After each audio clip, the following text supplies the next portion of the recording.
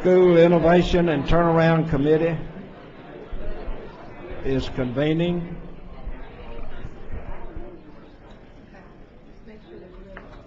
Chair would ask for a roll call, please. Ms. Beebe? Here. Ms. Beebe is present. Ms. Bofi? Here. Ms. Bofi is present. Ms. Bradford? Ms. Bradford is present. Mr. Garvey? Mr. Garvey is not in attendance. Mr. Guillot? Present. Mr. Guillot is present. Ms. Hill? Present. Ms. Hill is present. Mr. Lee? Here. Mr. Lee is present. Dr. Moranti? Present. Dr. Moranti is present. Ms. Orange Jones? Ms. Orange Jones is not in attendance. Mr. Romer? Here. Mr. Romer is present. Mr. Wagasback? Here. Mr. Wagasback is present. You have a quorum. Okay, we have a quorum. And first item, please. Your consent agenda is ready for approval, adding item 3.2 and pulling item 2.1 as we have a comment card. It's been requested to pull item 2.1 from the consent agenda. So moved. Do we I'll move. Do we need action? I'll second it.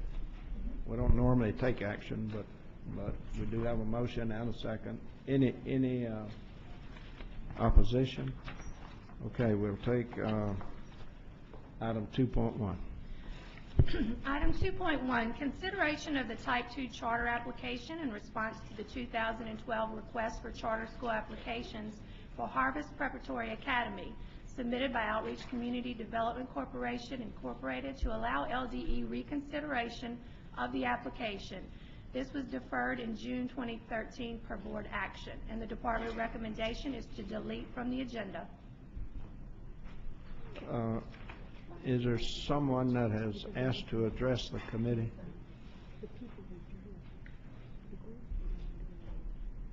Mr. James Finney? Evidently, Mr. Finney has decided not to address the committee. The recommendation is to delete the item from the agenda. The chair would entertain a motion. So moved. I have a motion. Is there a second? I'll second. I have a motion and a second. Any discussion? I have a question, Ms. Hill. Ms. Hill? Why did the department want us to delete the actual charter contract? Because there's no backup information explaining why. The applicant requested to remove their application from the process. They just didn't want to do it anymore? Was the process too difficult? They didn't say. I don't know why exactly they did it.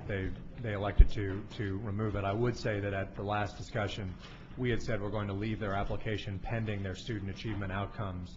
I think the outcomes probably were not as satisfactory as everybody would have liked, and I know that's part of their decision, but I can't speak for them. Yeah. Okay. Any further discussion? Any objection to the motion? Motion carries. Next item. Next item is item 2.2. Consideration of Type 2 charter applications in response to the 2013 request for charter school application as recommended by the superintendent. The department's recommendation is to approve as presented, and each application recommendation is included, and that's how it will be included in the minutes. Superintendent? Do you want a motion? Are you asking for vote? This is one item. Okay, the recommendation To approve as presented. is to approve the agenda, approve the item,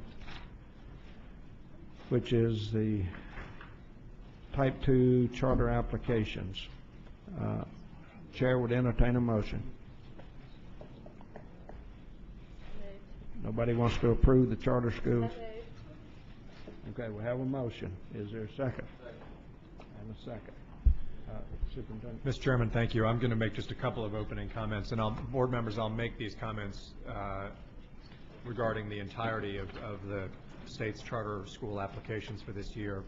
So I'm going to speak to both Type 5 and Type 2 charter school applications, which we really receive in one process, although, as you know, they have different parameters regarding their operations.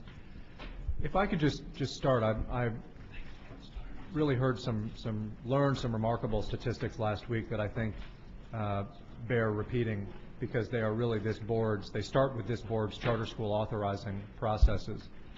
As you know, in 2006, the state expanded its purview in terms of authorizing charter schools in New Orleans.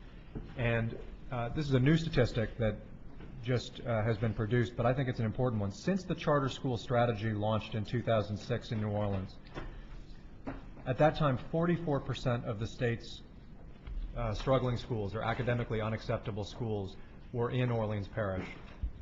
Since the time that strategy has been launched, now today only 8% of the schools, of the state's struggling schools, are in Orleans Parish.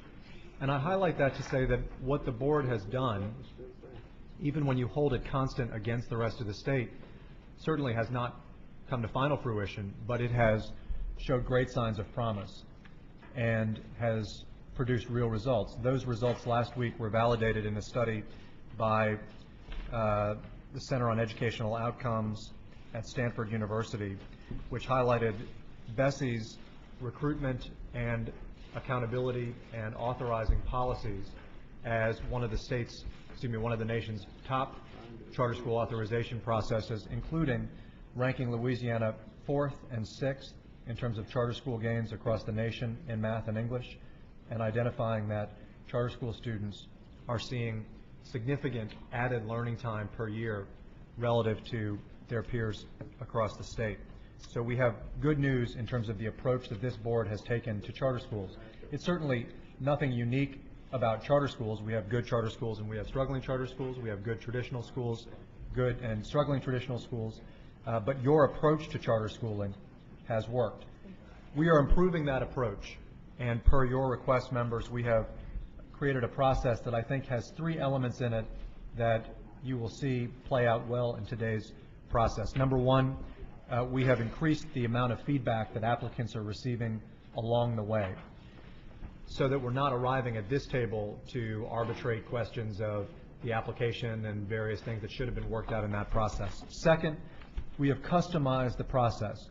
In the audience here today, you have applicants for the charter school process. Some of them operate multiple schools. Some of them operate an individual school that they're seeking to replicate. Some of them have never operated a school before at all. Obviously, those are extremely different organizations, and we have customized the application process to each individual's needs. Third, as you know, we have an external validator that's required by law in our state. It's served us well. We have reduced the cost of that by nearly 50%, so that we're down to $5,000 per review while maintaining a high level of quality. The reviews previously cost $9,000 per student. And finally, we are going to continue to propose that we increase the number of charter schools in our state as they're working, but also that we diversify the location of those charter schools. And so you will see that while the successes in Louisiana's charter schools have by and large been in Orleans Parish, today you will see applicants across the state. You'll see them in greater numbers, and you'll see them that we continue to concentrate our charter school recruitment efforts in areas where parents lack for high quality options. And while we're not limiting charter school applicants to those areas, unquestionably our Type 2 and Type 5 charter school strategy remains focused on those areas where there are too few strong schools. Members, we received 36 applications this year for more than 100 total schools. You have in front of you 17 items for approval, recommendations for approved groups. 5 of those are Type 2s, 12 of those are Type 5s. They are representative of groups that are applying for multiple schools. In some cases, they are representative of groups that will start schools in 2014, in some cases beyond. And as such, they represent an expansion of charter schools in the state, a fast expansion. But at the same time, they are proven. You'll see that in almost every case, we have a proven charter school operator who's in front of you today, and in every case, you have proven educators who have a record of success, extraordinary success, especially with low-income kids, which is what our charter school approach has been all about. Mr. Chairman, I look forward to questions as well as public comment on this, and I thank you so much for all of your input in terms of improving this process. I also thank our excellent team in the Office of Portfolio that has made this process what it is today. Thank you so much. Sure. Well, thank you. I think all the BESE members appreciate the changes that you've put in place and the improvements that have resulted from those changes. Do we have any questions from BESE members? Ms. Hill? Yes, on item 2.2, as I was reading over the material, I have a couple of questions. My first question would be, when I look at the process in which the LDOE decided to approve these charters, my question is, what, with the most experienced operators, what academic track record the LDOE used to determine the provider's progress academically? So what, did you use scores, or what did we use to say, well, this is an experienced operator, we're going to approve this charter based on what information? Well, we looked at the academic indicators that we have in our school performance scores first and foremost. We looked at test scores. We looked at graduation rates. We looked at progress over time. And I think one of the critical questions is, if you look at our authorizing standards, for example, we look for 15 points of improvement over the period of an authorization, and you can just use that as a basic measure. We had some groups apply that showed academic progress. One comes to mind I was on the phone with yesterday that showed 10 points of school performance score progress over a 5-year period, and that's good. It's not the level of progress that merits coming to this board. And so we not only looked, Ms. Hill, for academic progress, but we looked for outstanding academic progress. Now, I should say that some of these groups are from Louisiana. In fact, more than half of the groups are from Louisiana. Some of them are not from Louisiana. And we looked, therefore, in their states, including sometimes we even went and did due diligence visits to their schools, whether they were in-state or out of state, to really see the quality of instruction in person for ourselves as well. So, for instance, if there's a school that's, I'm just Superintendent White, if there's a school that is a D school and however, or F school, but if they make that 15-point of improvement throughout the duration of their time with the charter, it will come back to BESE and you guys will make the recommendation to approve as long as they make that 15-point progress. So it's not like if they're F school or D school, we're not going to renew them. As long as they show progress at 15 points or above, we will approve the charter? No, I was using that as a benchmark to say that you can say that there's a distinction, I would say, between academic progress and extraordinary academic progress. And I was using that as a sort of a standard bar for what this board has historically used for this is progress, but this is really the progress that we need in order to continue to authorize a school. There obviously are a variety of ways that we're judging an application. We're looking at an interview. We use a rubric to assess their overall application. As I said, we do site visits. We also look at academic quality. So there's a lot that goes into it. And this is really why that scoring process is given to a third-party validator. That validator scores on the same rubric that we do, and this year for members, 95% of cases we agreed completely with the validator's recommendation. There is one instance in which we differ from the validator's recommendation, and that again is a time when we go back to extraordinary academic progress. The results are so good that we have to take that into consideration. The reason that I highlighted the distinction between progress and exceptional progress is that I think there are a lot of applicants in front of us today who have made academic progress. Mm-hmm. We are not bringing them for recommendation, however, all of them, because the progress isn't exceptional in a way that should assure this board that the records that I discussed as evidenced by the Credo study, that this is one of the top states in the nation for charter school authorizing, are going to be sustained. And I think as a board member, that's one of my major concerns, because there isn't no standard when we go through this process. So for me, we're going to make the decision based on, like you say, site visits, on various other components. So since there's no standards, we're going by what our judgment is, and I think that's a major concern, because I think we need to have concise standards that say, hey, charters have to meet this standard, this standard, this standard, this standard, this standard. So that's a major concern for me. Okay. Ms. Beebe. Superintendent White, as it relates, and it may not be germane to this, but I guess there's a connection. When we review these applications, we take into consideration transportation, the ability to provide transportation. for the students, and aren't these charter entities specifically type 2? Is that a responsibility for the operators themselves to provide the transportation? No, Or a type- is there coordination with local districts? On Type 5s, there is a responsibility to provide transportation. That's a within-district charter school. A Type 2 is a statewide charter school. It's fair to say we have some Type 2s that have kids coming from more than 50 miles away. That's not a requirement that those kids be transported to the school.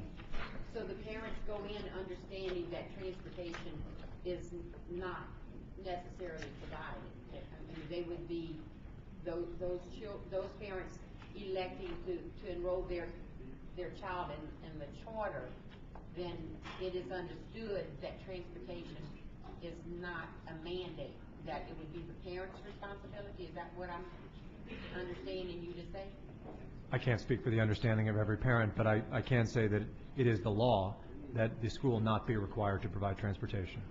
Okay, and the reason I bring this to light is I recently received an email, and I'm sure other BESE members did as well, that a parent who had a medical illness was assured by the charter operator that transportation would be provided because it was the parent lived in an outlying area, and it was a concern. So I'm just wondering during this application process if it's communicated that if they communicate to parents that transportation is available and will be provided, is there a checks and balances to ensure that obligations are being met? There is. There's an annual review process. There is a compact that the state establishes with every charter school that it authorizes. There's an annual review process to make sure that areas where the state requires by law or by regulation the charter school to comply with something, that those rules are being followed. There's an annual checklist. Those are reported. They're public documents for every one of those schools. And then that report is brought to the board. That compact is the basis on which a school is reauthorized. In other words, if they're out of bounds, then they either are not reauthorized for another term or their term is shortened because they're out of bounds. So who within your department assesses, for example, the parent who reached out via email? I mean, they send me the email, and I mean, there's no follow-up to the board saying, well, this matter has been resolved. Who in your department is there anyone assigned to that responsibility? To the charter school oversight process, yes. Our Office of Portfolio is. But if Ms. Cope can get an email from the board and give it to me, then we'll make sure we follow up and we'll circle back with you on how we communicated with the parent. Okay, Thank you. Okay. Do we have any other questions from BESE members? If not, we have some speakers that would like to address this item. Dr. Cleveland Hill and Dr. Claudette Aubert.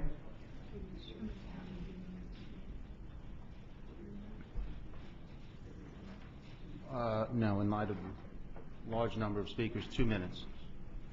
2 minutes apiece. Good morning. I'd like to thank you for allowing me to be part of this, along with Dr. Gill, because of time I'd like to give to him. Good morning. Also, I want to thank the board for allowing us to speak. As we understand that our application for a Type 2 charter school is going to be denied, and after speaking with David Shepard extensively, we agree with the superintendent what he said. We have had extensive feedback on this situation, and we are very appreciative of that feedback. David has pointed out some things that, some of the weaknesses that we have in our application, and we do appreciate those, and we also understand the things that he had pointed out to us that are weaknesses. However, we felt like those weaknesses were more in the writing of the application as opposed to the substance of the application. And for that reason, we felt like it was appropriate to come to the board and ask for a reconsideration of the denial.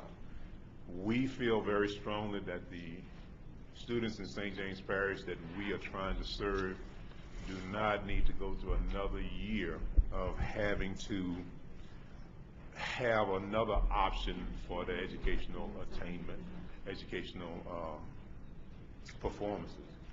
And so for that reason, very simply, we just think that if the board would look at our application very closely and reconsider in the light of the fact that the application has some writing issues but does not have very many substantive issues, then we think that you might give us favorable consideration.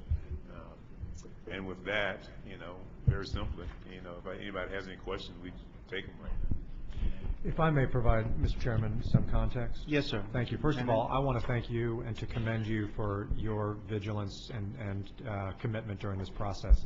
I can speak for the department when I say that we want to get to a time in the near future where Greater Grace is operating a school in this state. And I want to say that unequivocally.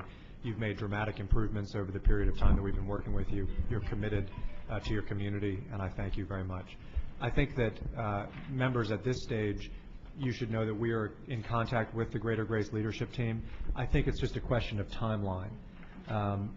Our view is that this is something that we might need a longer time to work with the board on. It particularly is around the academic plan. We want the school to be strong. And so what I can say, our commitment to you is that we will continue to work with you, Mr. Shepard and others, and that we're hoping to have a successful application in the next round. And I'll say that here, that is our objective. And I think it's not something that can thus be decided kind of spur of the moment. We need to turn this around immediately. But if we take the next 6 months, create a solid application for a 2015 start, then that would be the best position. That's our view. But I want to thank you publicly for all that you've done. And we thank you also, and just want to let you know, we'll be back. Thanks. Thank you. Okay, next speaker is Scott Richard. Good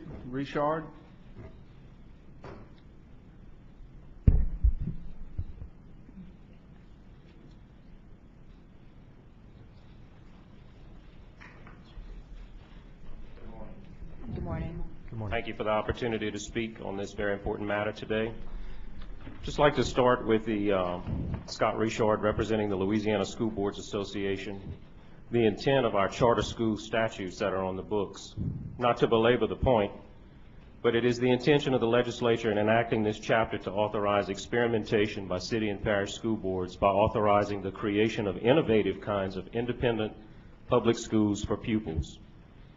In regards to some of the Type 2 charter applications in the past that have been approved and some that are on the docket for today, I don't think, and school boards don't think, it's not the intent of the legislature to implement subtle measures that may be deemed as innovative in regards to selective admission standards that some of our charter schools have implemented, some that are in place now and some that are scheduled to be approved.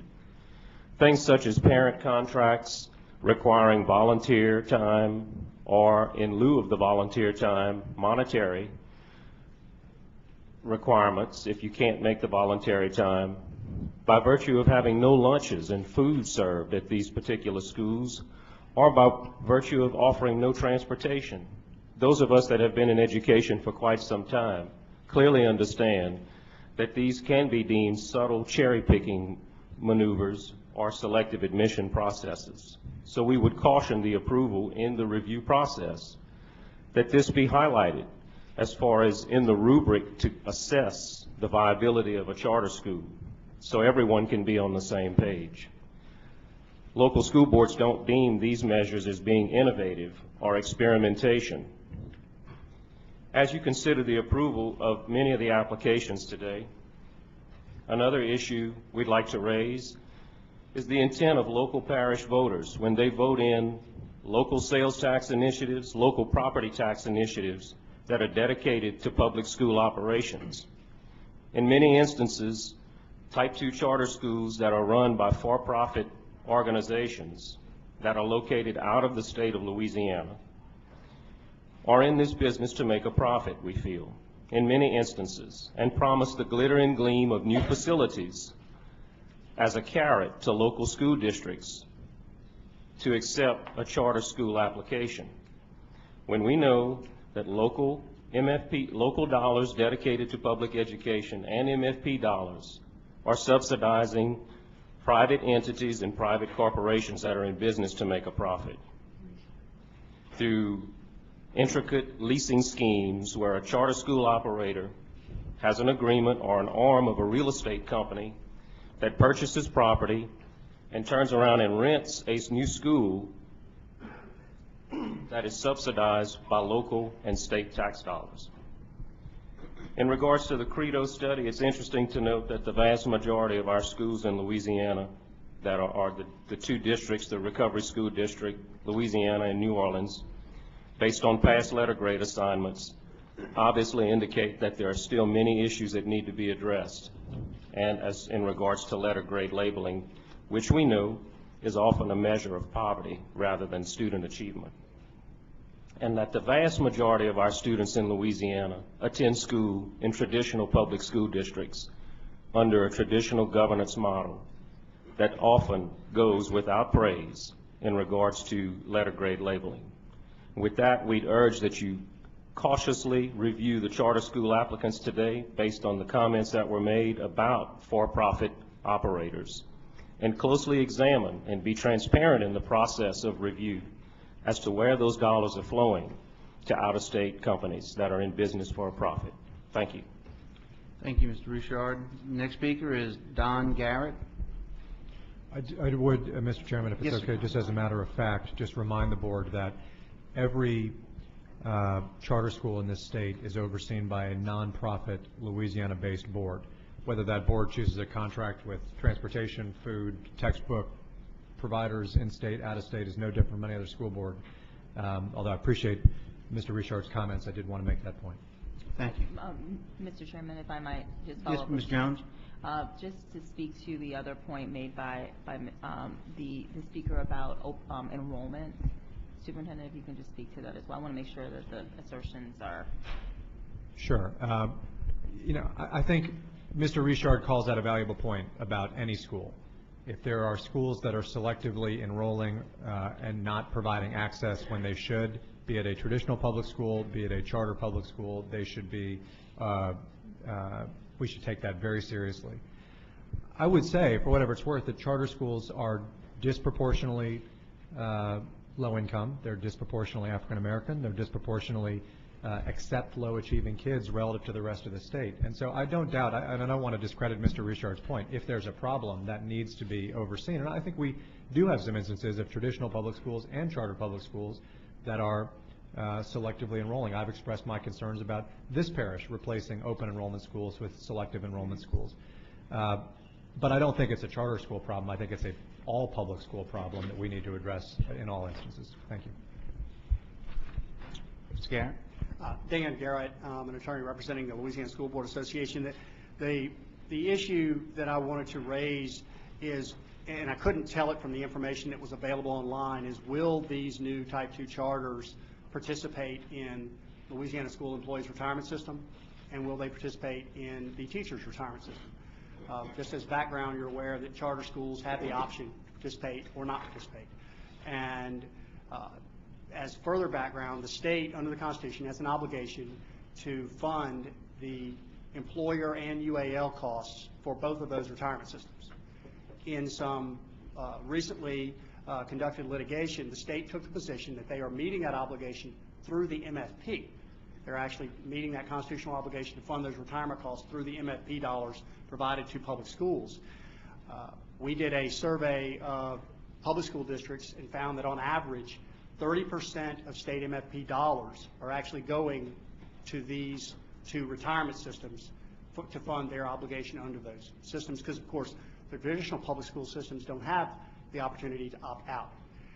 That then creates this issue where a charter school that has opted out is receiving the exact same MFP dollar per student, but is not under an obligation to spend those dollars with ELSERs and teachers' retirement. Now, they do have some form of retirement, but oftentimes that's merely just Social Security, which for an employer is about 7.5%. Just as a note, both ELSERs and teachers' retirement this year were well over 20%, 25% rather, well over 25% in each of the retirement systems per employee for salary. So the question then is that if you are authorizing the creation of charter schools who are not committed to participate in those two public retirement systems, but yet will receive those MFP dollars, you are essentially taking that UAL problem, which is a fixed problem. That's a problem that was inherited.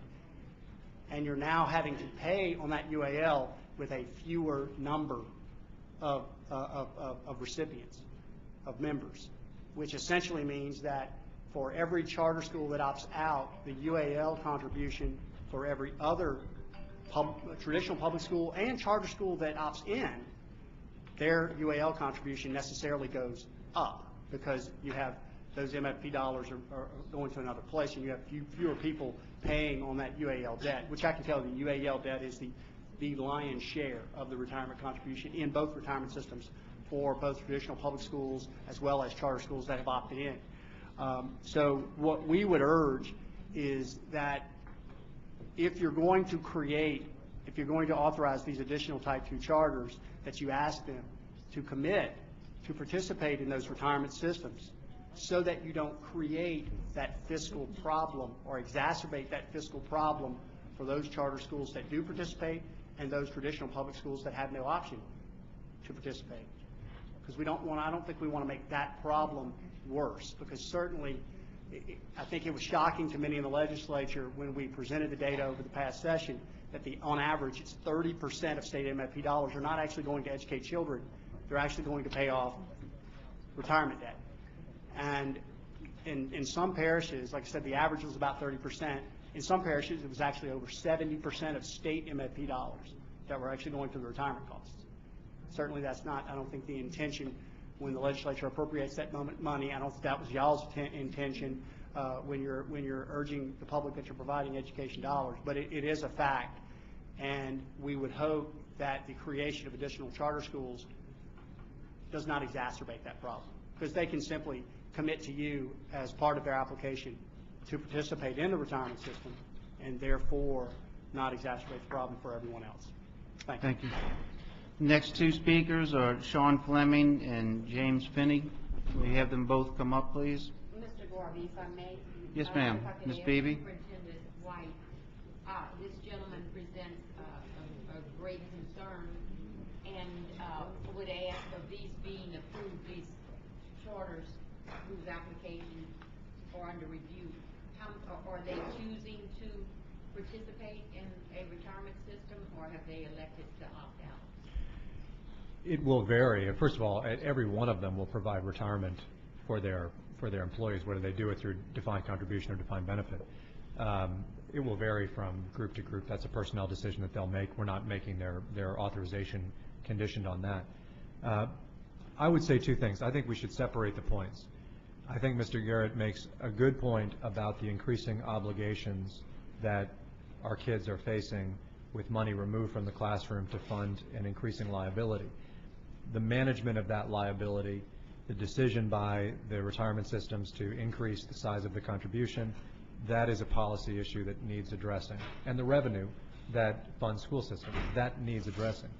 While I understand Mr. Garrett's point, the idea that somehow foisting that requirement on charter schools is going to solve that problem, and I'm not saying he's implying that, but it's not. So I think we should separate the problems and say, yes, his concern about school systems is right on the money. It is an unconscionable obligation. It's increasing, and it's wrong for kids. That's a different question, though, from whether we should then put that burden on charter schools. I think we should solve that problem through looking at revenue and through looking at why these obligations are increasing. Okay. Mr. Fleming, we take you Yes, sir. first. Thank you, Mr. Chair. Sean Fleming. I'm with Louisiana Developmental Disabilities Council. A number of points have been raised about which elements should be considered in evaluating charter school applications, and the one that has not been put on the table yet is the rate of students with disabilities. While poverty certainly has an inverse relationship with test scores of schools, so does disability rates. And charter schools have a history, 20-year history, of serving disproportionately low rates of students with disabilities. It puts parents of students with disabilities in a fairly precarious position because there's now new school systems basically to argue with. I think they argue with enough school systems as it is. There's also the funding issue. So if y'all don't believe the rate or the impact of students with disabilities on school performance scores, I'll ask y'all to look at the 3 schools that y'all have been operating for the last 30-somewhat years, 40 years. You got Louisiana Special Education Center, Louisiana School for the Deaf, and Louisiana School for Visually Impaired. One of those schools has a poverty rate of 2.9%, but of course all the students have disabilities. It is and has been a failing school. I don't think you could get any charter to turn that school around academically.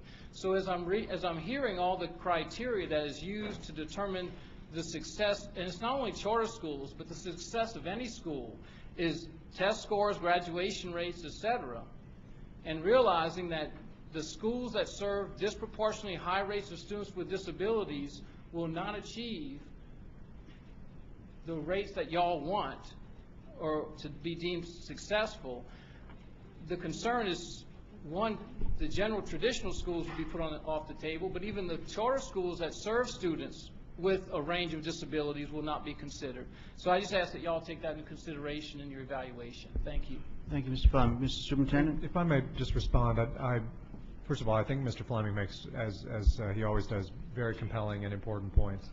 I do think that, and I know you don't disagree, number one, I think we've taken strides in the right direction by actually including representation of students below grade level and the progress that they make in the accountability system. And I imagine you'll actually see schools that serve high percentages of students with disabilities and make great progress at them rewarded significantly in the letter grade formula, which I know is one of your ongoing concerns. Whether you'll be satisfied is an entirely different question, Mr. Fleming. Second, I think that the percentage of disabilities, I don't want to let that lie. In New Orleans, for example, where you have a system of the majority of Type 5, the majority of the schools are Type 5 charters, those Type 5 charters actually serve a much greater share of students with disabilities than do, say, the Type 1 and traditional school board schools in that parish. So I don't just want to let lie the idea that special education students aren't served by charters. And actually the Credo study would show that special education students are seeing a tremendously large share of those additional gains provided by charter schools when compared to other schools. Now, that's not to say that one is better than the next. I just want to think that we need to look at the data, and I know you do, when we talk about what has been a long-standing complaint about charter schools. They don't serve students with disabilities, and they don't serve them well. 3/4 of the charter schools in the state are in New Orleans, and charter schools there are disproportionately serving students with disabilities, and they're disproportionately serving them well. I know that doesn't solve all of your concerns, and I'm not looking to get into a debate, but while we're speaking in this forum, I think it's important to have that side represented as well. If I could highlight that just a little bit, I think the point is that we are very concerned about the issues that you raised, and we are taking steps to address them. Mr. Romer? And I don't want to belabor, I appreciate your comments, and there's a lot of validity to the concept. And I want to point out, and I don't recall who was at what meeting, so forgive me, you may have well been there.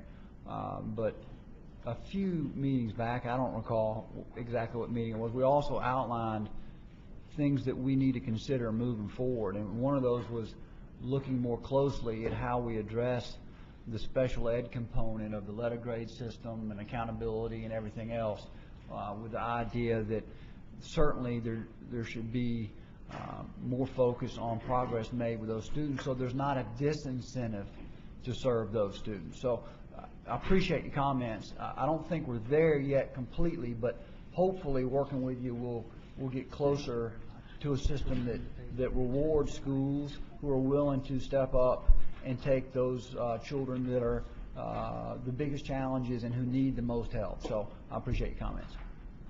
Okay. Mr. Finney? Good morning. In addition to the excellent comments that I echo,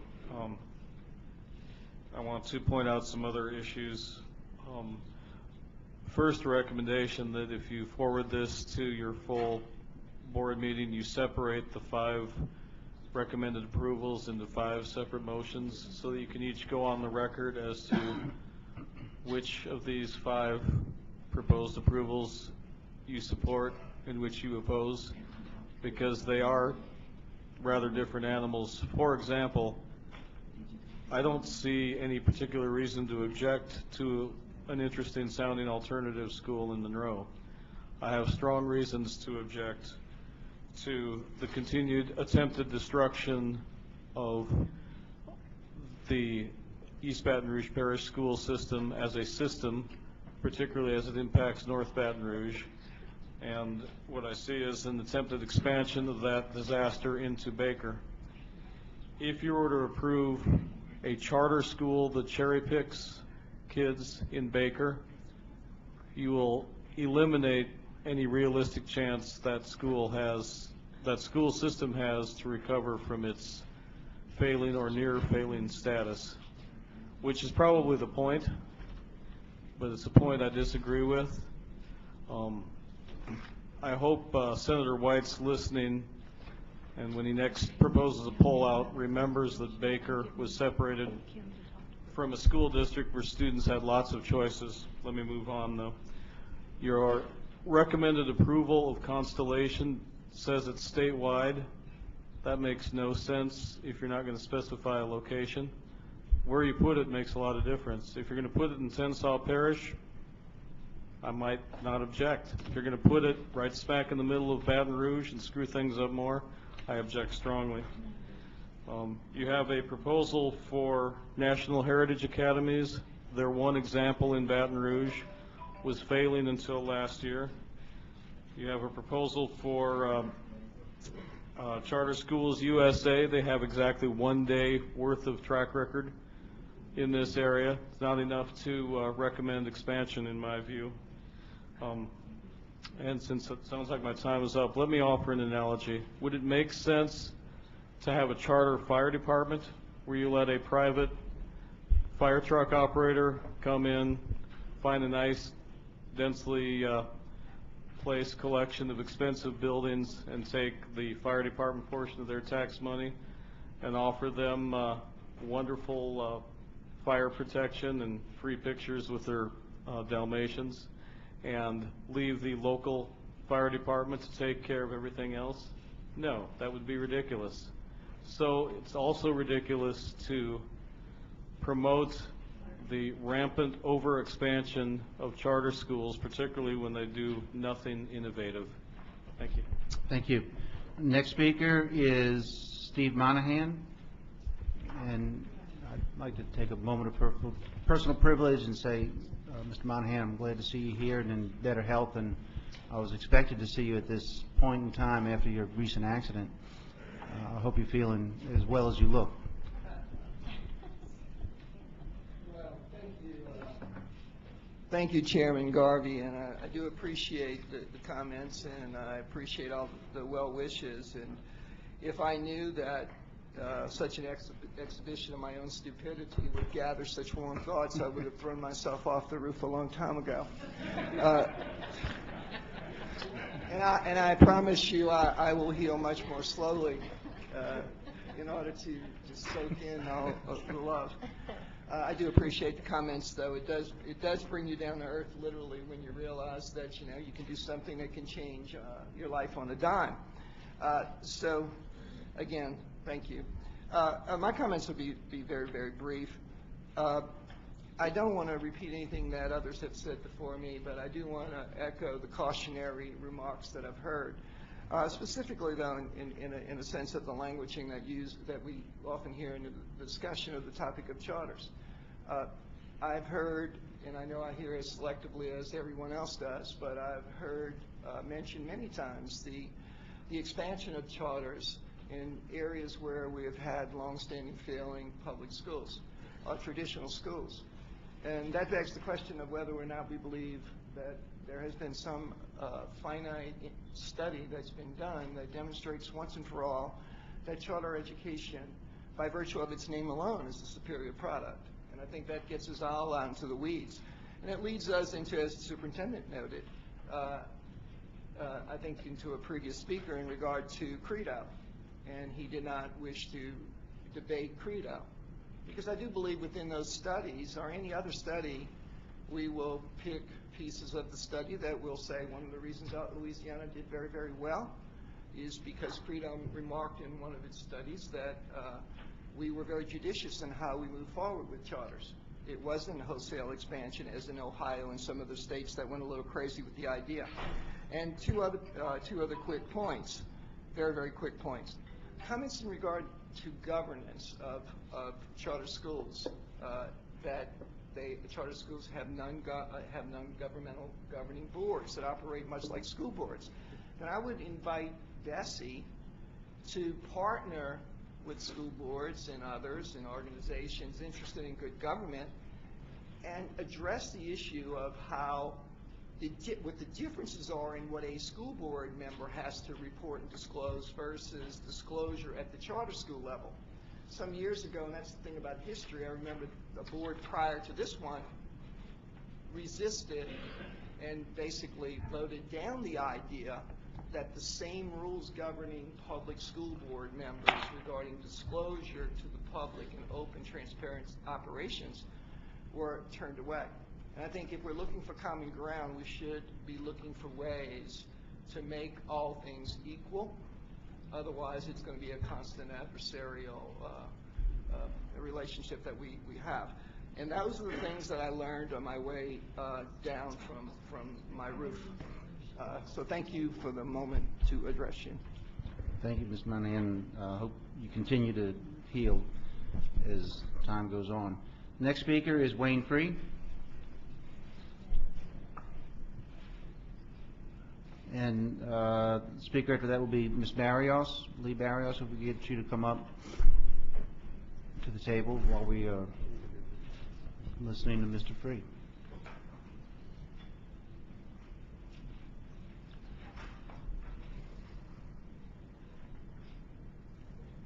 Wayne Free, Louisiana Association of Educators. I had not planned to speak to this issue. I had expected all of the other things that would be said to take care of it. However, it is critical that one issue be raised. As an organization, we support the use of lab schools, whether they're called charter schools or something else, to try to identify a way to reach and solve some of our problems that we're dealing with. That means identifying things that work and moving those into all schools. There is nothing in this process that is designed to do that. If the only thing we're going to do is try to privatize the process and not to identify what works for every child, then what's going to happen is what's happening in Florida right now, the report that came out today in the Miami Herald. That all of the attempts to try to figure out how you measure schools, A through F, have failed, and that there is only one identifier: the rate of poverty of the children in those schools. You can say all you want that you want to help every child in this state, but until you understand that the purpose for what you're doing is to identify what works and transfer it everywhere, you are lying, and you have to get beyond that process.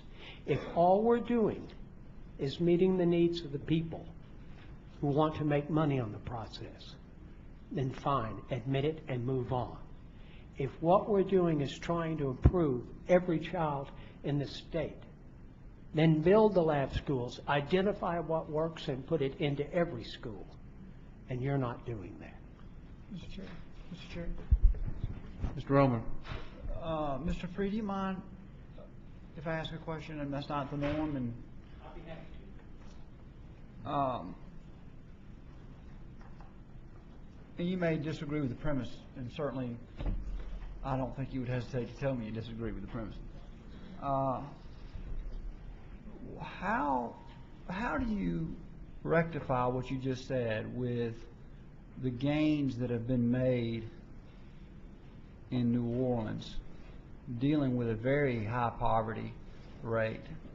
And I'm not trying to be argumentative. I'm curious. No, and I don't think you're being argumentative. In fact, if you will look at the report I gave you over 2 years ago, I indicated that I support that process. What you have not done, what the department chooses not to do, is to identify what's worked and move that into all schools. If you have one thing that's working, then why haven't we identified that? Can I ask a follow-up question? Sure. No, I appreciate that. What if you identified that management is the change? Then you change the management in all the schools. I don't have an issue with that, but that's not what we're identifying. What we're identifying is ways to choose the students or eliminate the students that improves your scores. See, that's where you and I appreciate your comment. That's where we disagree. Now, has there been a case where a school acted inappropriately? Probably so. But you can also go to a very high percentage, extraordinarily high percentage of schools in Orleans that are serving 100% at-risk student population. So I don't want us to get in a tit-tat here. I appreciate your comments. I understand. If it is the management issue, then that's a question. But have you identified that management issue and tried to take it to all schools? Well, I think that's what this, in fact, that's what this process is trying to identify. It's exactly what we're doing. So now, I do agree that a component of what we ought to do is be looking for creative, different ways to approach problems. You and I don't have any disagreement on that. But also, one of the changes that need to be fundamental, we've discovered, is the best leadership team we can find for each and every single school. And that's what this process is doing, that what we have actually found is what is increasing outcomes is stronger leadership teams. So I don't disagree with with one of your points, which is let's look for creativity and replicate that. I think we probably ought to do a better job of that. I agree with you. But let's don't dismiss that we've also identified that more rigorous, proper management also leads to better outcomes. Then I think it is critical that we develop the more rigorous, qualified management in the public schools, I agree. if that's I don't the disagree with issue. that. Because what we find, whether it's the Credo report or all the other reports, is that the inconsistencies of what's occurring are not helping all students. And that was what I heard 3 years ago most of you say you were all about. Okay. Ms. Barrios? Lee Barrios, retired teacher from St. Tammany. I concur with all and am interested in some of the points that were brought out today, all the problems that that this system is beset with. And I just wanted to point out that all of these problems are the results of an invalid measure of student achievement, school performance, and teacher effectiveness. With the recent events in Florida, whereby the state education superintendent, Tony Bennett, was found to be manipulating a charter's performance grades, the Republic is becoming more and more coming to an understanding of the construct and flaws in these A through F grading systems and their constant tweaking. Until this aspect of corporate-style education reform is resolved and corrected, both in its high-stakes standardized testing regime and the application of A through F grading formulas or systems, all these problems highlighted today are not going to be resolved. And I often wonder if that isn't in fact the reason that these grading systems continue to be promulgated. Mr. Romer, your question specifically points to this problem. How do we explain the gains made in school performance scores in the RSD? How does the public wrap their minds around this? And Mr. Romer, a continuation of the status quo top-down methodology of leadership teams is just another attempt at a top-down way to solve these problems, and it's just not going to work. Thank you. Thank you. We have no more speakers on this item. Do we have any further questions from BESE members? Ms. Beebe? Yes. Again, Mr. Free and Mr. Romer, when we talk about management in traditional systems, I agree we have a responsibility, but the focus is on the silver bullet, and it's evident that charters bring about the results. And I know when we get to administration and finance, the money that is being poured into charter systems for leadership training, and I know I have a philosophical difference, but I believe in traditional systems. I believe that we can improve, but just with the charters that we're asked to approve, type 2, when they're locating in school systems and competing for the needed funding, the necessary funding to impact student performance.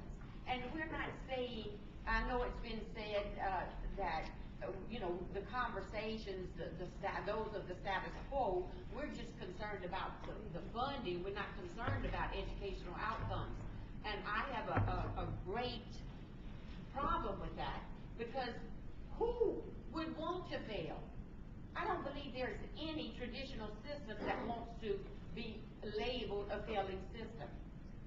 And I think this State Board of Elementary and Secondary Education has a responsibility and an obligation to ensure that the training is in place. We're putting the focus on RSD.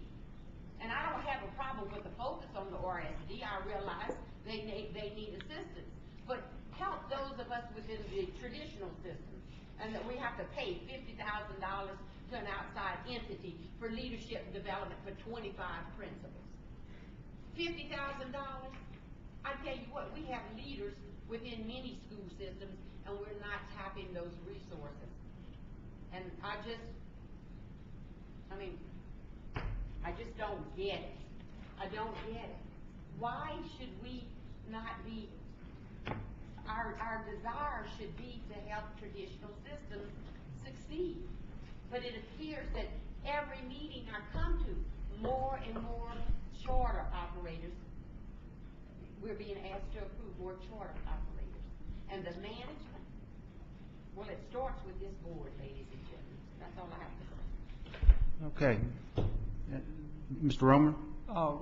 Just a quick comment on the concept of this is more top-down governing. It's actually the opposite. It's actually we're trying to create autonomous schools that make decisions for themselves, and this board not make decisions for them. So I appreciate the perspective, but want to make sure that's clear. Thank you, Mr. Romer. Ms. Bothy?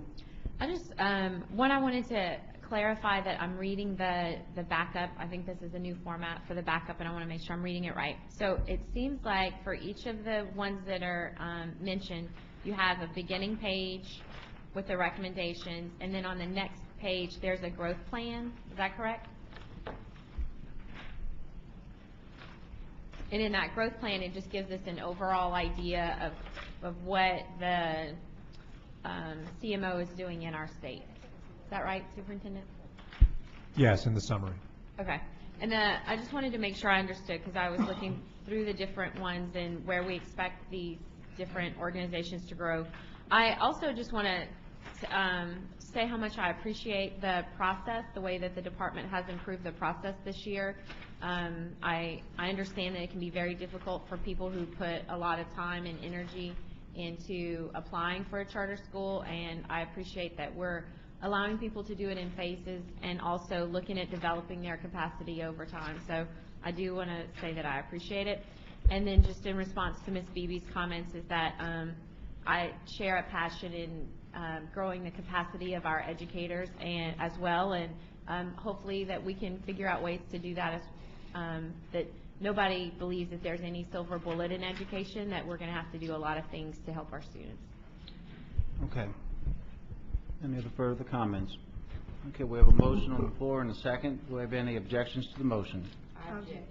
We have 2 objections, Ms. Hill and Ms. Beebe. Do we have any other objections? Hearing none, motion carries. Next item. Next item is item 2.3 on page 18.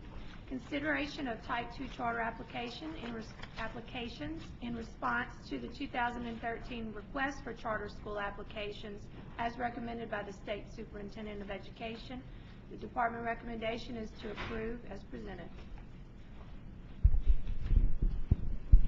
We have a motion. I'll make the Mr. Guillo. Second. Ms. Jones, second.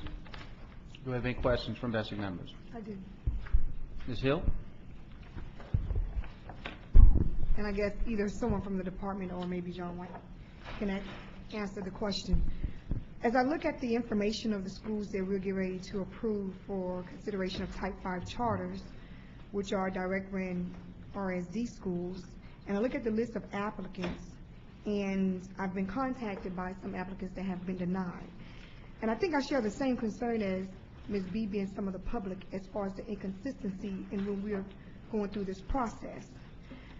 So Superintendent White, help me understand how some of these schools that we are approving, based on their track record academically, as well, that we are going to approve them, and then based on some of the schools that were denied, with their academic track record has been successful, and we denied them. So that's my major concern. See the inconsistency there? And we say we're talking about academic outcomes for our children, and we want what's best for our children. Help explain that to me, please, someone. Sure. So first of all, for the board, just so you have this in context, Type 5 charter schools, you do not come in front of you for rejections. There are no rejection decisions.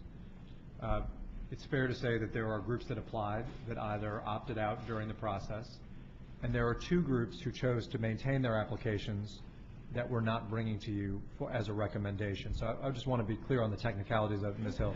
You're not approving any recommendation to deny a school today. You are instead hearing from us that there are two groups that we are not bringing to you to recommend for approval. So that's just like a denial. I mean, you're not. I'm just providing your technicality. Finish. Go ahead. So what is the basis for us not recommending these groups? I think probably the one that you're referring to is J.K. Haynes, with whom I spoke yesterday. They have a school in North Baton Rouge. The school was started as a district-based school in a district building in East Baton Rouge Parish. Over the course of the last 5 years, they have made a commendable 10 points of school performance score growth. It's been a little up and down. There was 1 year where it dropped by 8 points in one given year. That was 2 years ago. But overall, a strong record of success. Members, Type 5 charter schools, however, are something different from that. Type 5 charter schools are not starting a new school. They are taking over the entire operations of a school that has historically struggled deeply, which means hundreds of students who are well below grade level in all likelihood, which means a school culture that has likely struggled significantly. And we really need to see, and I think this is a change in our process, but I think it's a good one, a proven record of the ability to do that kind of work if you're going to be approved as a Type 5 operator in Louisiana. That's really, members, what has led to outcomes like what we saw on the Credo study. So, first of all, it's not to remotely begrudge J.K. Haynes of their good gains. It's not to begrudge them of the challenges they take on and they see every day. It's just simply to say, are the gains large enough? And two, is there experience in turning around a whole school? Now, J.K. Haynes, you should know, has also applied to East Baton Rouge Parish for a decision from them, as they did before. And it is our view, and I've looked at this application in great detail, I've spoken with the board chair, as has my staff, that a really good path for them would be to start another school. It's not, we don't think, however, to take over the operations of a historically struggling school and try to turn that around to a complete 180. That's just a different task. And Ms. Hill, I think you raised an excellent question, and our recommendation is not going to be to bring this for approval of a Type 5. We just don't think that's the right option. We do think there's a good option, which is a new school start for J.K. Haynes. And just to piggyback on what you just said, Superintendent White, as you look at some of the schools that we're approving, for example, KIPP New Orleans schools. I'll never forget when Bibi and I went to Washington, D.C., and we had various board members from throughout the state. And research has shown that KIPP schools have not been successful in the northern part of the states. That's why they are a large group of them here in the South. Wait, in the northern part of our state? Let me finish. However, when you look at the outcomes of KIPP schools, they're not outperforming some of our traditional schools. They're not even outperforming some of the charter schools that are asking for approval, and we're denying them. And so that's where the inconsistency comes. You have schools in New Orleans that are under charter, that are RSD ran, and they are failing. And we want to sit here and talk about what's great, 10 points. J.K. Haynes, you said yourself, they had a 10-point increase. So they have done well. They've done better than some of the schools in New Orleans. And that is my concern when we sit here and make decisions, and it's not based on facts, it's based on judgment or who or what we're connected to. And I have a serious problem with that. Well, members, first of all, I want to resist, Ms. Hill, the rhetoric of comparing one school to the next in a divisive way. KIPP has a record of serving low-income kids. It's in fact, one of the KIPP schools I was there last week. Maybe you and I are looking at different statistics. It's the highest rated progress in the state, actually, KIPP Central City. But what about in the nation? Now, we may be looking at different facts, too, because we don't have any KIPP schools in the northern part of our state either, so we probably have been looking at, maybe I can get you the accurate information. I said northern states. When you look at the northern states. Well, I've worked there, too, and I know. they were pretty They're successful not there there. no I think more. you might be looking at the wrong group. No, they're not there no more. Okay, all right. I guess it depends whether you count New York as a northern state. Anyway. No, I'm not even counting New York as a northern state. I'm not counting New York. That's fair. But look, I don't want to get in the divisive rhetoric of one school against another. J.K. Haynes has a good record. That's not the question. They've applied to East Baton Rouge Parish. They had a successful new school start before. I think it's a great idea for them to have a new school start. You're right, 10 points of growth is that's good gains. It's a different thing from taking on a new school start or a whole school turnaround. Members, I would just recall 5 years ago, this board elected to do some turnarounds. I think when we didn't make those decisions based on a record of the ability to do it in other places, we suffered some difficult consequences. They're just two different things, and we agree with you. J.K. Haynes is a good school. They should have a new school startup. Okay. Other BESE members with questions? Okay. We have 28 cards that have been submitted, so we are going to try to narrow this down a little bit to stay on schedule and not get actually too far behind schedule. We have several cards from Stand for Children, and I would like to ask if there would be one person that could speak for maybe 5 minutes instead of having everyone speak for 1 or 2 minutes. We have Alex Arana, Matsu Wiles, Tia Falgoon, Lynette Allen, Yolanda Braxton, Darius Montgomery, and Charles Thomas. Is there maybe one person that y'all could designate? Mr. Chairman, Yes, ma'am. I Ms. Jones? appreciate we've been talking about as a board about efficiency. In this case, because I know many of the voices that will be speaking are parent voices, I just would love for us to be able to exercise a bit more flexibility in hearing from the parents themselves. In the case of the stand, Okay. I'm curious about this. Yes, okay. Can we get Alex Arana and Matsu Wiles and Tia Falgoon to come up, please?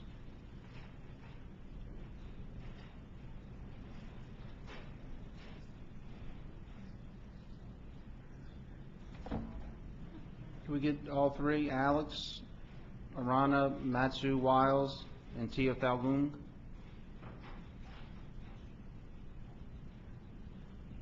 Okay, then Lynette Allen, Yolanda Braxton. And while they're coming up, ma'am, if you could state your name and tell us what it is that you would like to say. My name is Tia Fulgham. I am a parent of a second grader at Dalton Elementary, which is currently in the RSD district. I'm also a parent leader for Stand for Children. My number one concern right now at Dalton, we have had a lot of inconsistency with leadership at the school. This is my daughter's 3rd year there, and this year is our 3rd principal. I have found out that this is actually the 5th principal in the last 5 years. And I think that is very bad for parent and student morale. And as far as being able to have parents come in and deal with the leadership, if we don't know the people that we're dealing with, there's no consistency with who we're dealing with. That's one of the issues that I have with Dalton Elementary. Also, I wanted to speak on the decision to pick charter schools. I grew up in the Detroit public school system, and my mother chose to send me to charter school for middle school. And I thought, well, I am very, very aware of the benefits that charter schools can provide as far as a more well-rounded education in music, arts, and extracurricular activities. I think those are very important, not just academics. It's very important to give children something else to focus on, because not every child is great at academics, but they may be great at art. You just want to pique their interest in something else as well. But I just wanted to make it a very, very important issue that the charters that are picked to come into our communities, that they deal with the parents and with the people in the community as well, and listen to what we want and what we feel is necessary for our kids. And that's just basically what I wanted to say. Okay, thank you. And next, would that be Ms. Allen or Ms. Braxton? Can you state your name and... My name is Yolanda Braxton. I'm a parent, leader at SAN. I am an alumni of the Shruma and First Act. I have 3 kids, 2 which attend recovery school district. I was fortunate to visit Friendship in Washington, D.C. I fell in love when we made it there. Everything I had planned for our kids, I'm very involved in the schools, in the system. Everything I had planned, they offered it. I had questions, they were able to answer me. I had questions from my parents in the community, they were able to answer. I just feel as if Friendship answered all the questions and the concerns we had. We were looking for schools that was equipped for our kids, they were well disciplined, they offered just what our kids need, because our kids need discipline, they need structure, and they had all the game plan. With their schools being located in the project, you've seen the kids, they were well disciplined, everything was in line, everything was in order. So I'm here, I believe STEM would be a great access to North Carolina. Thank you, ma'am. And Ms. Allen? Okay. Matsu Wiles. Thank you. So my name is Matsu Wiles, and I am from Spectrum Parent. I am a STAN leader. While I don't have kids in the Spectrum Parent school system, I really support STAN. Well, I support STAN for children, but what I wanted to say was that I've had the opportunity to visit successful charter schools in Memphis, Tennessee. In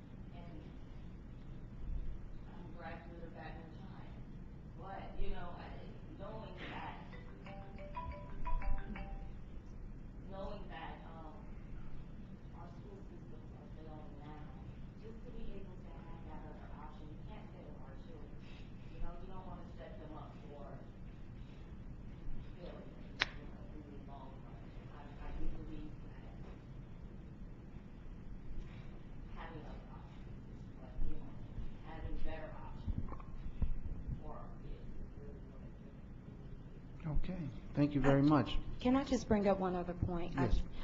Please be brief. Very brief. One of the other things that really concerned me was that when my daughter initially started school, we started school in West Louisiana Parish. And my daughter started in pre-K. Well, at the end of the school year, my husband got another job here in Baton Rouge, and so we had to move back this way. And I enrolled her in another East Baton Rouge Parish public school for the remainder of pre-K. And I was very saddened to find out that only my daughter and one other student in her class knew how to write their name, and they were 4 years old. That was really disappointing to me, and I just really wanted to be very much considered that the children are put first, not what's on paper, like she said, but just prove it to us and make sure what they say is what they deliver. Yes, ma'am, thank you. Excuse me, Mr. Garvey. Yes, ma'am, Ms. Hill? I would like to say, hi, how are you doing today? I represent EBR. It's part of the district that I represent. And I hear you make comments about Dalton Elementary. You have a daughter there? Yes, ma'am. Which is a recovery school district, direct ran school. Yes, ma'am. And I think you said you had 2 children in the RSD as well. And what schools are they attending? Tell me what has been your experience as a parent at the school. I would really like to know that. Please. My experience at Dalton, like I said, well, initially we were a charter. It was Advanced Baton Rouge. Correct. And the scores were really bad. So last year RSD took over again. And like I said, the number one issue I have, the number one problem I have is the inconsistency of leadership. A different principal every year is ridiculous. We don't even have an assistant principal this year. The year, let's see, her kindergarten year, we were sharing a principal and assistant principal with Prescott Middle. I think that it's just ridiculous that the students don't have consistent leadership in the school. We don't have consistent leadership in the school that the parents can be involved with. If you don't know who you're dealing with from year to year, that slacks on parent involvement. If you don't even know who you're talking to. You know, every year you come to the school, like this year, at the end of the year, we had a meeting at the school, and I had voiced my issues with the inconsistency with the RSD superintendent, and he was saying to me that, yeah, we were trying to do, make it consistent, and I didn't find out until last week that we have a new principal at Dalton. You know, there was no communication with the community, with the parents who send their students there, that there was going to be a new principal until the last minute, and that was really disappointing to me. Okay. And I was just... As far as to Prescott issues, Prescott, I feel like she feels as far as to Dalton. Prescott, I just believe with Prescott, they're not equipped for our kids. I love the school. Like I told you, I was alumni of Ishmael and Prescott, but Prescott needs some serious changes. Ishroma is on another hand. I'm really feeling it with Ishroma and the changes. I know it's not going to come, and Ishroma is more involved. Ishroma received me well. I deals with the kids in my community, and Ishroma accepts me in, and we work together and we do different things. Prescott is another hand, and the superintendent with the RSD, I've made many complaints, concerns to him. It's a different thing. Okay. So. Thank you. Okay, thank you. Thank you. Is Darius Montgomery here? And Charles Thomas, can we get them to come down? And let's go back to Lynette Allen and Alex Arana.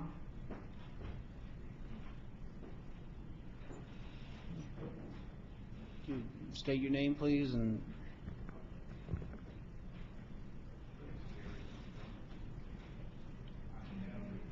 is the microphone on?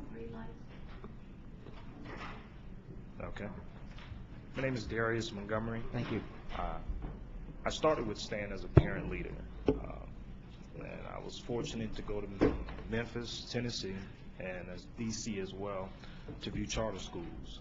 And so after my involvement as a parent leader, an opportunity was presented for me to become a community organizer, which are some of the parents that you heard from I work with on a day-to-day basis to ensure that their kids have access to quality education. And so there's really, from my standpoint, not much to be said because they said it all. I think personal that when parents testify, it speaks to their testimony speaks volumes. Yes, I do work for Stan as an organizer, but you see what we deal with on a day-to-day basis. Parents, they want high-quality options for their children. And so I urge you, the board, when you're considering making your decision, that you think about that these are parents similar to you guys, and they want the best options regardless if it's charter, if it's the EBR school system. They just want high-quality charter schools and schools in general to be able to serve their kids and their needs. Thank you for your time. Okay. Mr. Thomas? No, Mr. Aaron, actually. Okay, thank you. No problem at all. But yeah, my name is Alex Aaron, and good morning to you all, by the way. I'm a local business owner here in Baton Rouge. I own an insurance brokerage. I actually don't have any kids in the school system currently, but of course I feel like I have a dog in the fight because I really want to see high-quality education for every student here in East Baton Rouge Parish in general. I'm from Miami, Florida originally, and we didn't have a strong school system there in general. So, you know, I've kind of come up in a system where I see that when the educational system fails the children, you know, a lot of opportunities are missed. So I'll be brief. Just really, I'm here to voice my support for you guys taking a look at these charter applications and really selecting the best ones.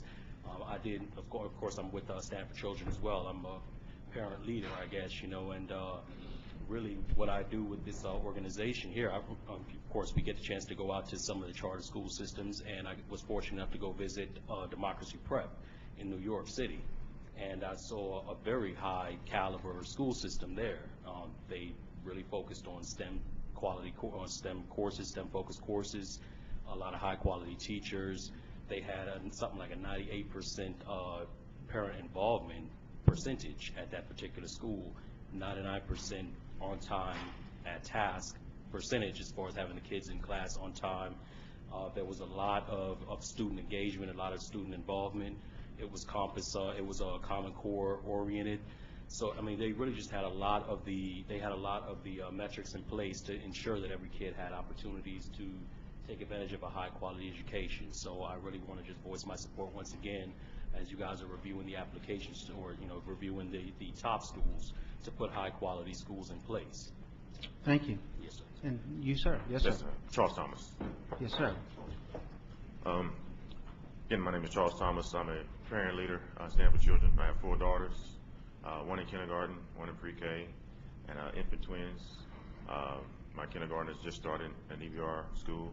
And I must say, I'm one of the fortunate parents in EBR because my daughter, where we live, proximity-wise, we were increased our chance of getting into a magnet school. So she's in a magnet school, as well as had tested for gifted as one of the options. So I'm a parent that has a lot of options for my daughters as they're entering school. But not every parent has that, and that's one of the reasons why I continue to fight for the best options for every student. Because again, if I wasn't that parent in that situation, I definitely want someone fighting alongside of me to give my children the best options available as well. So in my participation with Stan, I had a chance to visit some of the schools in New York City, as well as participate in forums with students and administrators from schools in D.C., as well as New Orleans. And then also, I have background experience as an educator as well, both traditional public schools and charter schools in New York City and Baton Rouge. So for me, the bottom line is the professors in the classroom and the professionals in the front offices. And one of the things that impressed me about one of the charter schools I visited was that they very much emphasized lean and mean staffing, just to be very fiscally responsible and still deliver high results. That impressed me, the effort to make sure that they can deliver student achievement and also do it with a conscious mindset for fiscal responsibility. The last thing that I want to say is It concerns me when we keep hearing these, what I call pot calling the pot calling the kettle black arguments, where, given my experience in both, I don't think either has all the answers. I think you have great charter schools, you have great traditional schools, and it really depends on the leaders and the teachers. If you have great leaders, great teachers, you can have great traditional public schools, you can have great public charter schools. Vice versa, you can have struggling charter schools, and you can have struggling traditional schools as well. So it's no delivery system that I look at as this is the way to have it, but I do believe with the charter schools, because of the extra accountability of requiring, that requires them to maintain that charter, it does provide an easier route for us to rectify struggling schools in the charter process than the traditional schools, because then we just have to depend on the political system, the involvement of the public to really force change in the traditional public schools.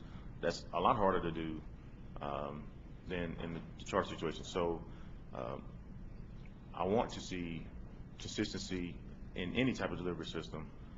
But again, right now, I think we cannot eliminate choices and options for parents while waiting for any delivery system to improve.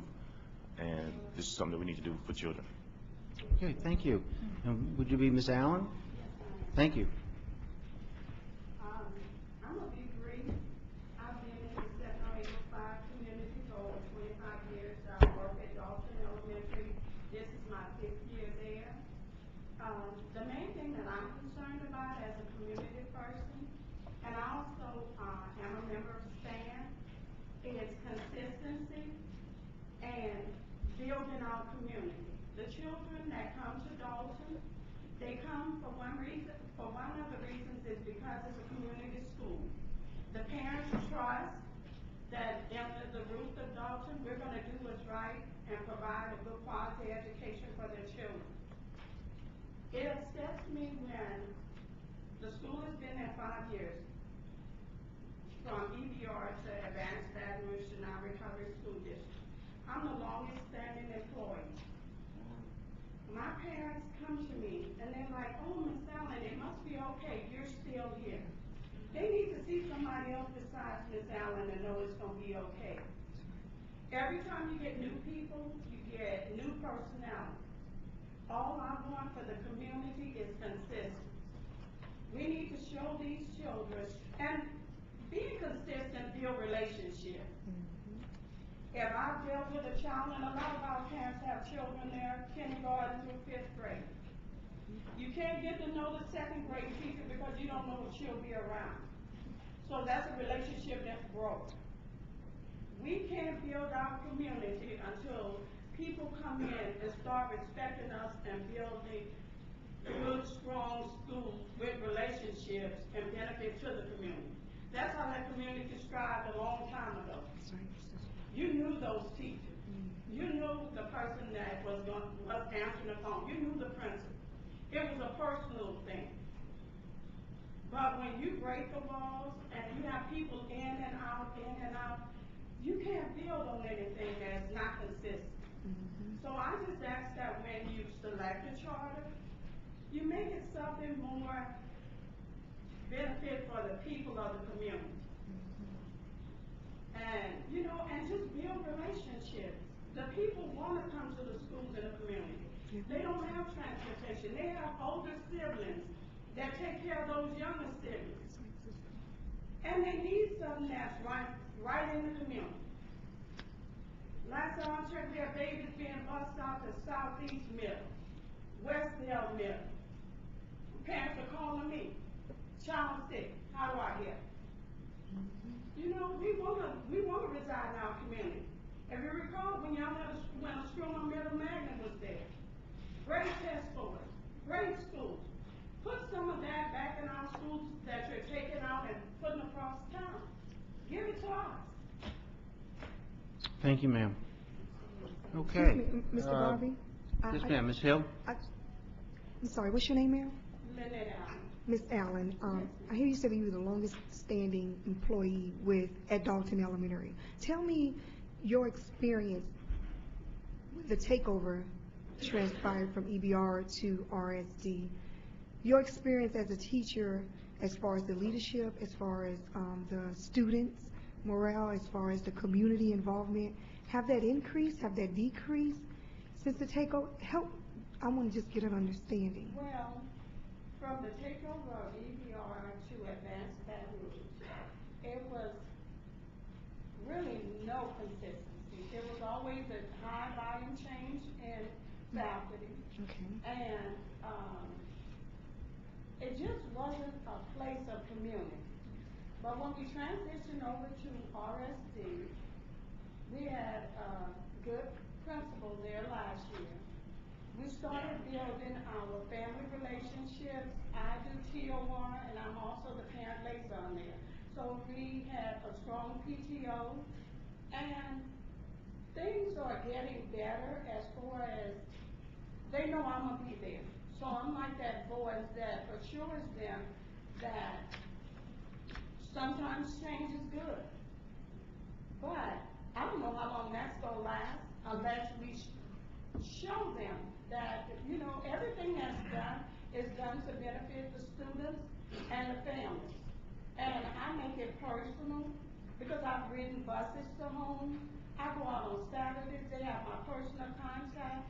They can contact me at any point in time.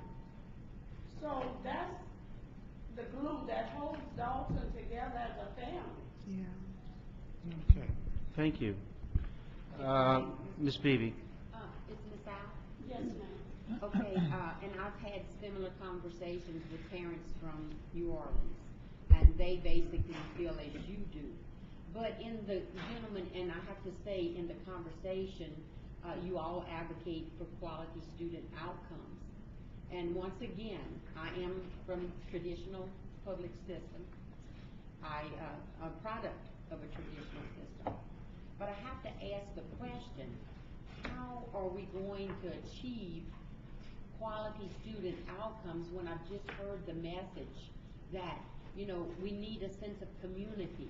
You know, we need to build those relationships. It's turnover after turnover. I mean, these are facts, not just exclusive to you. I mean, so how are we going to achieve quality student outcomes? I'm in the traditional system, and by the way the accountability system is set up, and with the reform initiatives, I have quality teachers leaving daily, and it's not about me. It's about they're fed up with the changes, constant changes. It's always blame. They feel they're to blame. And so, how do you improve morale? You know, how are we going to get this right when we're all divided? So, at the end of the day, my fear is we're going to lose a generation of students with this experiment. Whether you're pro-charters or whether you're pro-traditional systems, I don't see us being successful, effective, because when you go out to the trenches and you talk to these parents, they have the same concerns you have. And it's always, we gloss over it, and, you know, we go from one charter entity to the other. They have their years to perform. Then they close them down, and then we, you know, it's like we're reinventing the process. So I just want you, when you leave here today, to be cognizant of the fact that if the objective is for quality outcomes, we need to work together to perfect what is broken in our traditional systems, make those right. So, I mean, what makes the charter setting, I have to ask, somebody has to tell me because I don't understand it. What makes a charter setting more effective than a traditional setting? If you have leadership, If you have leadership, I can tell you what's wrong with our traditional systems. The bureaucratic mandates. We can't discipline, because if you discipline a child, the mamas are going to come and shake the finger in your face and say, "Don't you touch my child." Well, you know what? In St. Martin Parish, we're taking back our schools, and that's what we need to do throughout Louisiana, is to send the message to our legislature. You want to fix education, then give traditional system superintendents and personnel the autonomy to make things happen. Okay, Ms. Jones. I had a question that we can respond to? Well, let's hear from Ms. Jones. Probably better if you don't. I just want to say I've appreciated your perspectives. Thank you for taking the time to come here and share them with us as a board. I think it's very instructive to hear directly from both our constituents and parents about what your experience has been. I think it's immensely important as a board that we are actually listening to the perspectives of our constituents and what you're actually saying, and I want to make sure that that doesn't become co-opted, because what I heard you say, and please correct me if I'm wrong, is if this is not about charter versus non-charter. I think you said it aptly. I think you said pot calling the kettle black. This is not about either or triage, but actually it is about providing great opportunities across all mediums for children and parents in our communities. And I want to make sure that's what gets elevated, because certainly I understand it's possible for people to hear a lot of things and make it whatever they want it to be, but I hear you saying a message that actually transcends a certain type of school or certain type of context. And what you guys are here to say is you want us to be mindful of the fact that parents need opportunities and options for their children. Is that correct? Yeah. Okay, I just want to make sure that we as a board were able to walk away sort of hearing that clearly. Thank you. Okay, Ms. Bofi, did you want to speak? Yes, I do, just because I just want to check and make sure that I'm understanding this correctly, that Dalton is an RSD direct run school. Is that right, Superintendent White? It is. It used to be Advanced Baton Rouge Charter Organization, then last year was its first year under the RSD, and it's part of a long-term plan to be transitioned back to an autonomous charter school, which is part of what we're hearing here today. So we are one of these type 5 schools that you're approving recommendation for would be considered to take over the school to create some consistency. Is that correct? Well, there's a community process by which we're going to make that determination with representatives in the community. But assuming that's a decision that's made with our community partners, yes. And I think the point was very well made. We need someone who can invest in the long run. To be clear, the Recovery School District needs to provide the services that are high-quality education. However, it was not designed for long-term management. It's designed to transition to long-term management, and that's what we're seeking through this process. Okay, so we are working on remedying the problem that's being brought before us right now. I believe so, but I think it's incumbent upon me and on Superintendent Dobard and his staff to make sure that day-to-day issues of running a school, like relationships, getting to know your staff, getting to know your principal. I don't, in fact, think that Mr. Dobard was the one involved in some of the conversations before, and it turns out that was somebody different. He wasn't the one that a complaint was made to. But nevertheless, it's important that his team and our team work on these daily issues, but it's also important we find somebody great who's proven to run these schools in the long run. That's what the I would community emphasize deserves. great. I would emphasize great. Okay, thank you. Thank you very much. We have next speakers are on behalf of J.K. Haynes, Diane Haynes, Kimberly Haynes, and Nelson Taylor. Are they here?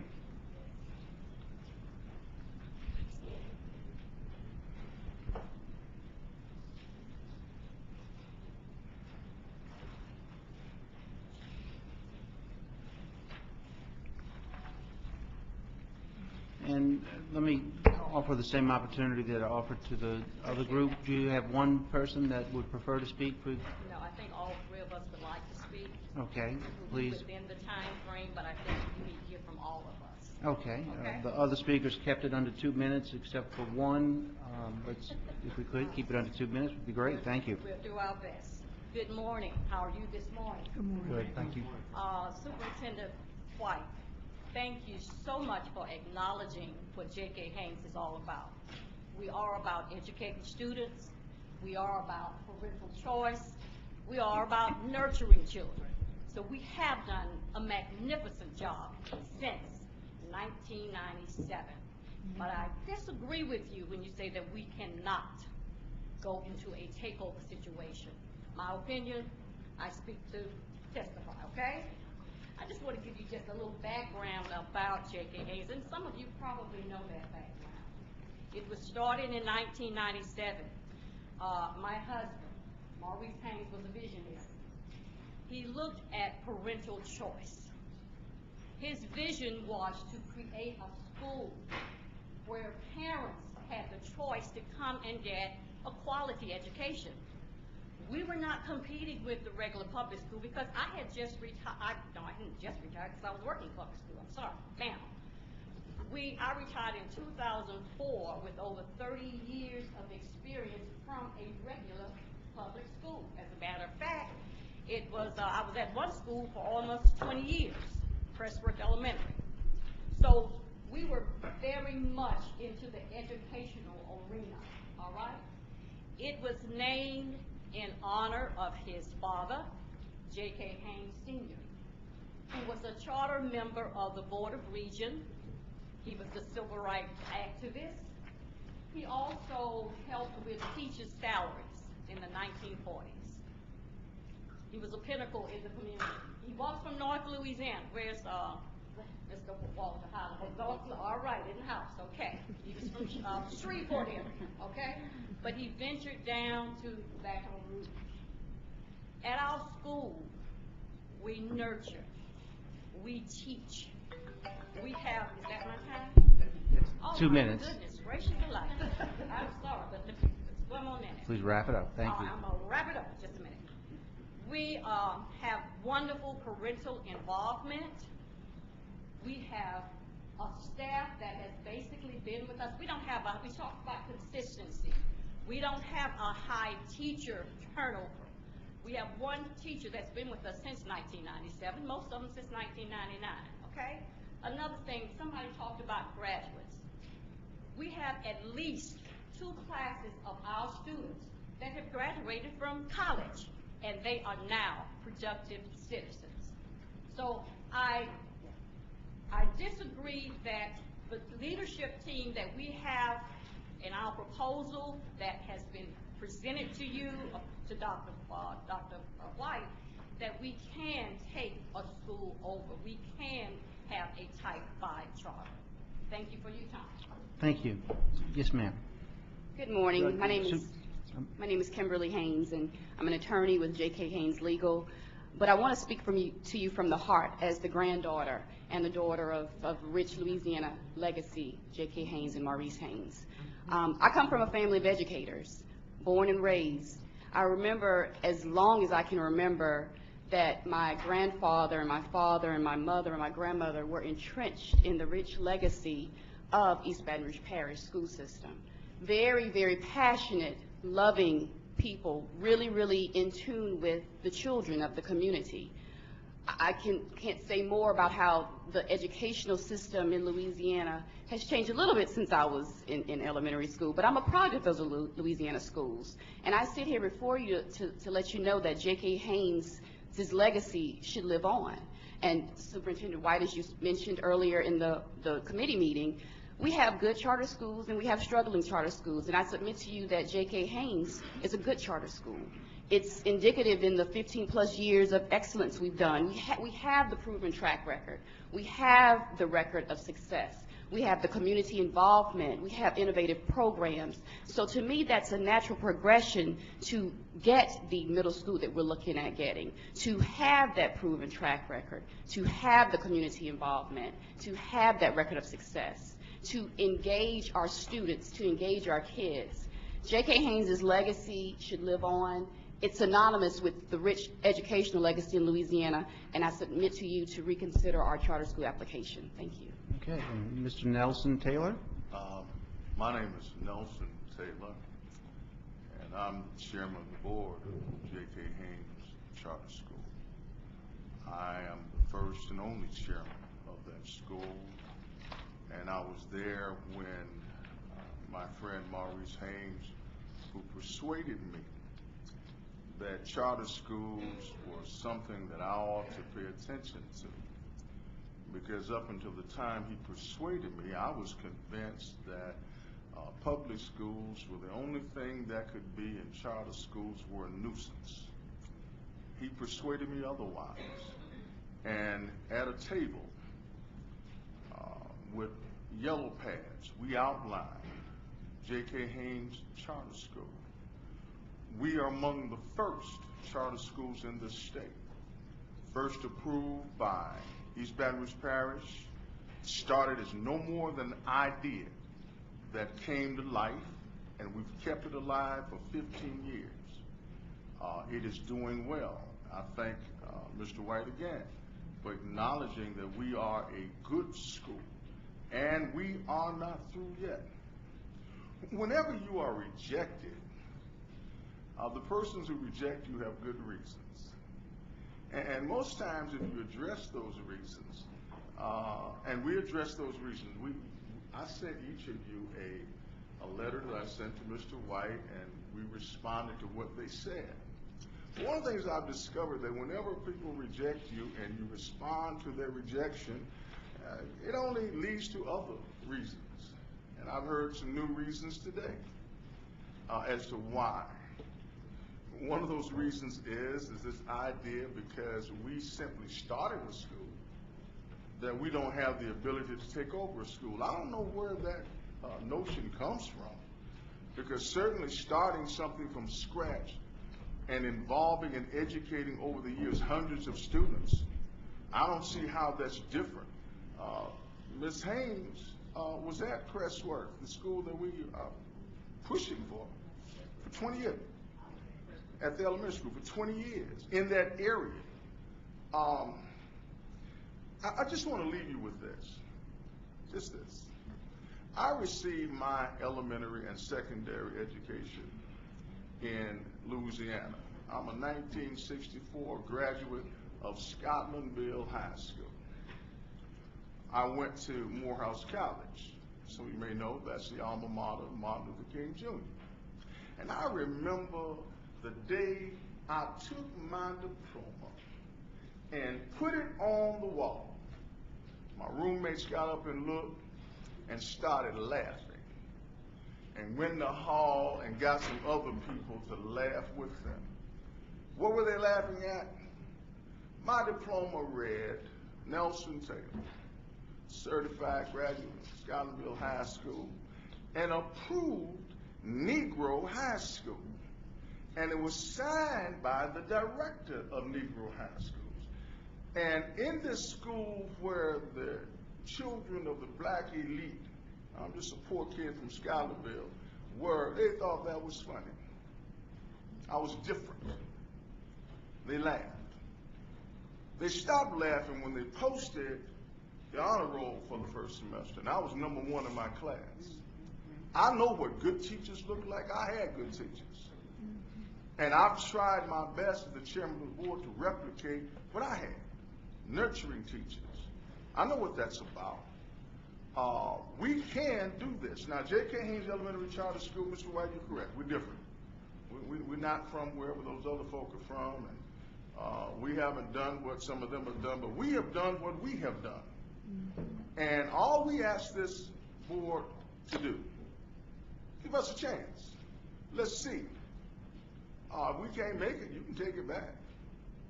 Let's see. Let's see what we can do. Give us a chance. We've earned that chance. There's nothing in that report by SchoolWorks that should deny us. Give us a chance, and let's see whether or not this theory that we can't take over a school is correct. We've been behind this for 15 years. We are one of the groups of people that made the idea of charter schools work. Why should we deny it? We local, homegrown folk. We don't come from somewhere else. We come from here. And why shouldn't we have a chance to deal with the children in our neighborhood? Why not? Thank you. Superintendent? First of all, I want to thank the members of the leadership at J.K. Haynes for being here today. I appreciate your impassioned comments. And it's, sometimes people get up and make a lot of claims. You've backed your claims with evidence. And so I thank you very much for being role models for the rest of the state. I would just say, members, what I think an appropriate approach would be, I said at the outset of this session in response to one of Ms. Hill's questions that you are not actually actively considering a rejection. What we have here today is a pending proposal. We did not today decide to bring to you a approval recommendation on this, but there's no rejection. You're not taking any final action on this school one way or the other. There are other applications that, because we're doing further due diligence, we plan on bringing you in October. Remember, historically, we've done this process in December, so we're 4 months ahead of schedule. In the interim, between now and the next meeting, I believe the East Baton Rouge Parish School Board is actually hearing the same application, which I commend them for doing. They're hearing it as a Type 3, although they could always make it into a Type 1 application. I would propose that, as with the other applications, you accept my commitment that we will bring back further recommendation in light of what the East Baton Rouge Board has decided to do at the October meeting for your consideration, and we keep you updated on this pending application at that time. But I want to continue to remain in dialogue. I've said to your board chair that we will have an ongoing dialogue, and certainly look forward to that. Okay, Mr. Romer. I want to thank you for coming I live here and started children's charter school years ago, and we had a lot of the same issues and struggles and dreams, and I've dealt with your team before and have always been impressed with your commitment. It's a difficult, time-consuming task, but one that y'all met well, and you're an asset to this community, and I want you to know that. I will tell the superintendent that there's a struggle that we do need to try to figure our way through, which is we have learned that Type 5 charters are the most difficult challenges. Existing cultures, habits, things have to be undone. So we've learned a hard lesson that we need to be very cautious about how we proceed with Type 5s. I want to be fair with you in that. So I too am very cautious on, probably more so than in the past, on how certain are we that this particular applicant is the right one. And you're never 100% certain, okay? So that's an impossibility to be 100% certain. I would tell the superintendent, I do want us to figure out, I do want to wait and see what East Baton Rouge does and have that be brought to us for consideration for potential action by this board. I do think it's important that we grow our own. Now, I'm for bringing in the best and the brightest to help our kids, but I'm also for making sure our roots are strong. And J.K. Haynes certainly represents the roots of a large portion of this community. And we need to work together on, if there is a perceived weakness or a real weakness, how do we strengthen that? And so you have my commitment to work with you and the superintendent to get through the next month, and let's see where we stand and what if something different than what we're considering today, or in addition to what we're considering today, needs to be done. So I appreciate not only your legacy, but the daily work that you do and your team does very much. Sure. Sure. Sure, I appreciate that. Thank you. Okay, Mr. Romer, may I just respond to just one quick point? I do just want to clarify for the board, and I think Mr. Romer made an extremely important point.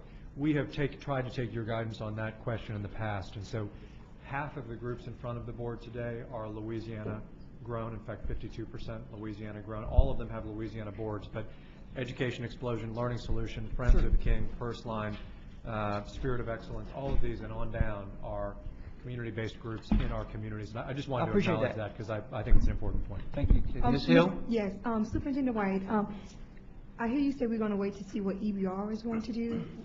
Help me understand, they're applying for a Type 5 charter. What does one group have to do with the other group? As far as what are we waiting for from EBR? Could you explain that to me? I'd be happy to. The East Baton Rouge application is not for a Type 5 turnaround school. And I think it's important to see if EBR concurs with our assessment, my staff's assessment, which is that this school is a great school. There should be more of them, but that's a different thing from taking over a school and turning the entire school around. And I'd be interested in where East Baton Rouge lands on that question. I also think that, remember, the state has a specific mission in law to turn around the lowest performing schools through Type 5 charter schools. That's the specific purpose of a Type 5 charter school. We have suggested this is a good school. We think it should exist. There should be another one. But if East Baton Rouge, they have a different charge. Their charge is not to have the state take over turnaround schools. If they say that this school should have a different mission and should exist, should replicate, but should not take on the Type 5 mission, I think that's an important point that the board should hear. If there's an alternative way to achieve their goal of growing J.K. Haynes, I think the board should know that. Thus, I'd like to wait until East Baton Rouge's decision. Okay, well, I just strongly feel that when we look at all the other Type 5 charters, and it goes back to the consistency that everyone has been speaking about today, that when we look at these charter applicants, and these schools have shown great success academically, community involvement, nurturing teachers, they've shown great success. I don't think that what the decision EBR will make should have an influence on what BESE. Because when we look at some of the schools that are being approved, we didn't go and say, well, let's see what OPSB, Orleans Parish School District, is going to say or what they're going to do before we make these decisions in reference to granting these charters. So there is an inconsistency there. And I don't know if it's the right appropriate time, Mr. Garvey. I'd like to make a substitute motion, but I don't know if it's the appropriate time, but when it's time, please allow me to do that. Thank you. Just one thing. Yes, sir. If I could just point out, we did not originally bring this school for action. I'm suggesting that because of concerns expressed by board members, that I think we should just agree to continue the discussion and bring further information to that discussion. There is no rejection. I am committing to you to keep it on the table. That's all. Mr. Taylor? Mr. Chairman, just one comment. East Baton Rouge Parish is not making a determination of whether or not we are capable of handling a Type 5. So they have a different agenda. That's not their issue. Their issue is whether or not, of course, we're good at what we do. And of course, they want us to, they will approve us for something else. But that's not the issue before them. If they approve us, then we want to be a Type 3. We want to go with you all too. Thank you. Thank you. Okay, Miss Janet Reed, James Finney, and Pastor Raymond Jetson.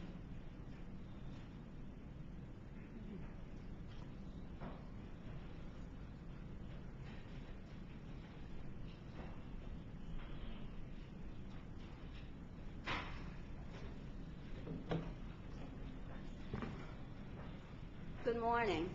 My name is Janet Reed. I am here wearing one of my many hats. Today I am sitting before you as the former Assistant Director of the Recovery School District.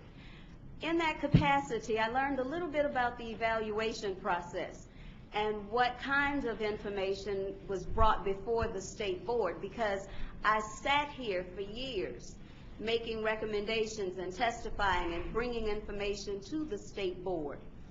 I feel that I'm honoring J.K. Haynes' legacy by sitting here to request fair treatment, because that's what he stood for. As board members, you are to ensure that you use proper care and diligence when you exercise your authority. Right now, I'm sitting here saying, I don't know that your decision or the path that you're on is going to withstand public scrutiny. When J.K. Haynes submitted its charter proposal, and as you look at all of the packets that each board member has, you will notice that the school works evaluators, the external evaluators, commented on the education program and they commented on the budget. And if you flip through, you will see those drivers for each one of the providers. Yet when you look at J.K. Haynes' charter school proposal, you see something that amounts to a shell game. It's tantamount to submitting a distraction there so that you won't get to the substantive part of the proposal. J.K. Haynes' education program was valid, it was complete, it was educationally sound. The budget was valid, complete, educationally sound. In your charter compact, you require on page 12 that budgets meet a certain standard. J.K. Haynes' budget met and exceeded those standards. In year 2, you want the budget to be 3% above whatever revenue remains. We had 8%. In year 3, you wanted 6%. We had 6%. So it was kind of confusing to us that you would come up with a recommendation to deny. And Superintendent White, the recommendation was to deny. Now, the other thing that I noticed is that Superintendent White said there is more feedback. We're not concerned about the amount of feedback, rather the quality of the feedback. Ms. Reed, because, if you could wrap it up. Okay, because when you asked us to give you the information based on education and the budget, We gave you that information, but it did nothing to persuade your reviewers to change their recommendation. So today I sit before you as I did when I was an assistant director for the Recovery School District, and I will ask this board to amend the recommendation that you currently have in your board packet, and I'll ask you to add J.K. Haynes to that list, and then make a recommendation to approve the amended list. Thank you. Okay. Reverend Raymond, you'd like to hear from Mr. Finney first? Okay, we can do that. Mr. Finney? Hi, I am the parent. I'm sorry, while you're speaking, can we have Mr. or Reverend Lee Wesley come down too? Okay, Mr. Finney? I am the parent of 3 graduates of McKinley High School. My kids have always had plenty of choices offered by the local school district. So any suggestion that it's necessary to have the RSD or charters creating additional choices so that East Baton Rouge parents have choices is a complete myth. A perfect process cannot salvage a flawed premise. If the city inspector decides that one house in town must be painted pink and covered with rhinestones, it doesn't matter how good the process is for fairly deciding which house gets to be painted pink and covered with pink rhinestones. It's still a fundamentally bad idea. Charter schools are supposed to try out innovative ideas. Where in any of these applications is there any innovation? East Baton Rouge Parish has a very promising Type 1 charter school, which keeps the kids on campus overnight during the week. I thought that was the point of what charter schools were supposed to do. Try something new, creative, and let it be replicated where necessary and appropriate. This board should be supporting local school districts, not handicapping them by diverting students and resources. East Baton Rouge Parish's school system will continue its gains. Even though it's been making strong gains, it will gain excellence faster if it is allowed to manage its whole district in a systematic way. We have no way of knowing what communities the RSD schools actually serve. There is no attempt to determine an optimal number of charter schools. For example, should East Baton Rouge have the 14 it has now, or 40 charter schools, or 400, or 4,000? Of course the 4,000 is a ridiculous number. That each have 10 students. But there is apparently no limit on how many charter schools you want to create and perpetuate into eternity. What does recovery mean? If someone, hypothetically speaking, falls off the roof and breaks their back, would you call long-term institutional care a sign of recovery? Hardly. You would want that person back to full health so they can participate in public meetings and other activities as they did before. That's what recovery is supposed to be. Appreciate it. Public education should be controlled by the local public, not by special interests, not by the state. I would encourage you to deny all these applications, particularly those with respect to East Baton Rouge Parish, stop the land grab, and return the real estate to local control. Thank you. Thank you. Okay. Reverend Raymond Jetson. Mr. Chairman, I am aware that Reverend Wesley has an emergency that he needs to address, and so I would defer to him at this time with your permission, sir. We can do that. Thank you. Reverend Wesley. Thank you, Pastor Judson. I'm Lee Wesley, pastor of Community Bible Baptist Church in the north end of East Baton Rouge Parish. In that attendance dome district, there are 31 schools. 26 are failing, either with a grade of D or F. So naturally, I am concerned. I support the charter school concept. I support the public schools. I don't think one needs to exist exclusively of the other. I'm not so much concerned about who delivers the service, but the quality of the service that is being delivered. So I would simply ask that you would not approve any charter that does not have a proven track record. The education of our children is too important to be turned over to a novice. If the track record is not there, I would hope you would not approve the application of that charter. I do support, however, J.K. Haynes here in East Baton Rouge Parish. I'm aware of what they have done over the years and would love to see them have an opportunity to expand the services that they provide, because they do provide quality education. So again, I would urge you not to even consider charter that does not have a proven track record. Thank you. Thank you. Thank you very much, Mr. Chairman and members of the committee. I'm Raymond Jetson, and I'm here today in my capacity of working with an initiative called Better Baton Rouge that has an education cluster that has been working around an initiative called Our Schools, Our Excellence. And it is agnostic in terms of governance or model of school, but is rather concerned with defining excellence in education, and it operates under the fundamental belief that every child deserves to go to an excellent school and receive an excellent education. And it is in that context that I sit before you and ask you, similar to Pastor Wesley, that the decisions that are made, particularly as it relates to schools that will be located in North Baton Rouge potentially, have a proven track record of excellent outcomes for students, and that be demonstrated, and that the issue of community and the importance of being connected with community also not be overlooked. Part of the work that we are undertaking is to create a community voice around excellent education, so that those who would come into North Baton Rouge and seek to provide services are not met with a deafening silence, but rather a community that has a perspective around excellence and demands excellence and has a language with which they can articulate their expectations. And so we intend to be continually active in this process and would encourage your assistance in ensuring that those who would come to our community come with an ability to provide an excellent opportunity for children, and also a willingness to partner with the community in accomplishing that. And I, too, with my final comments, would like to urge your strong consideration of J.K. Haynes and their efforts in East Baton Rouge Parish. They have been on the ground in our community for years.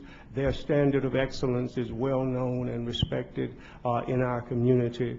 They have done the hard work, which is learning how to help children do well in school. And I believe that they would take that same acumen to the takeover of schools. And so I would strongly support their application also. Thank you. Thank you, sir. Okay. Ms. Hill, you said that you had a substitute motion or an amendment to this motion. Which would it be? A substitute? I have a substitute motion. Substitute, okay. I'm going to make a motion that we as a board reconsider J.K. Haynes' charter to be accepted and approve a proposal to be an operator for one or more Type 5 charter schools. Okay. To do that, my understanding is that BESE policy says that the superintendent is to bring recommendations for Type 5 charters. So that would be against BESE policy. Are you aware of that? So you're going to sit, I'm going to keep, so you're telling me that the policy states that the superintendent has autonomy to bring forth recommendations for charter schools. As a board. For Type 5. For Type 5. As a board, we govern Superintendent White. He don't govern the board. That's first. Secondly, we talk about policy, breaking policy. I've been on this board for 2 years, and we have broken lots of policy. We have not been considerate of the community. We have not been considerate of the concerns of the community. We have done exactly what we wanted to do. We have broken open meetings laws. We have done so many things as a board. I'm going to exclude myself and Lottie because we don't agree with a lot that this board do. But to sit here and tell me that I'm an elected official and that we govern Superintendent White and I can't make a motion Ma'am, to I accept? didn't say That's you couldn't all I make have a to motion. say. That's all I have to say. Thank you.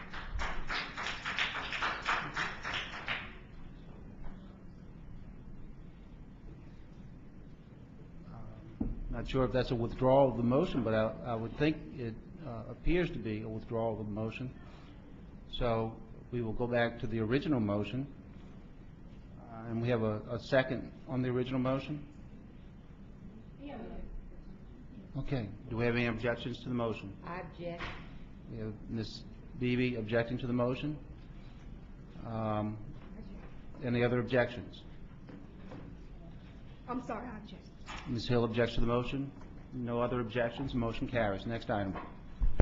Next item is,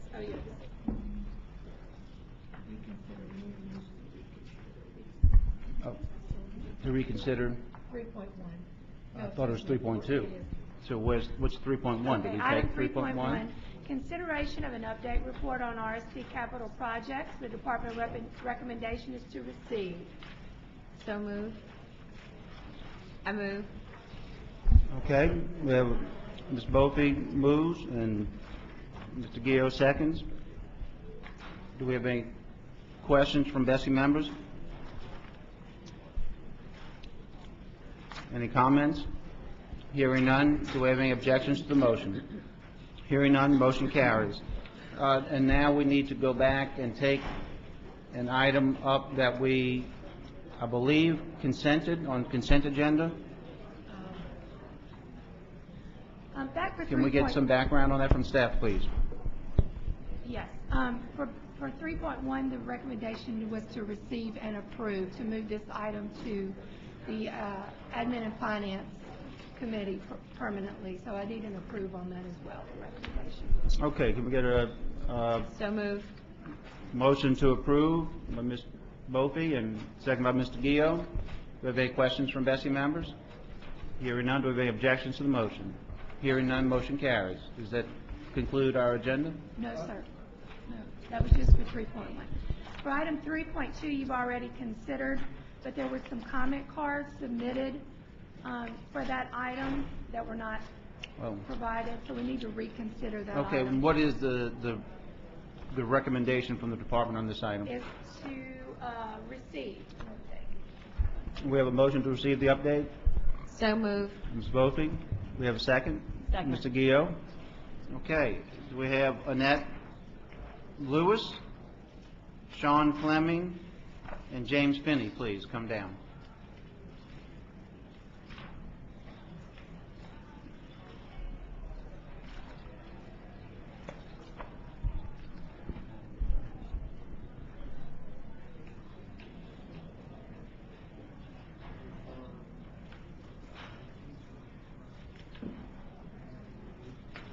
Okay, Ms. Lewis?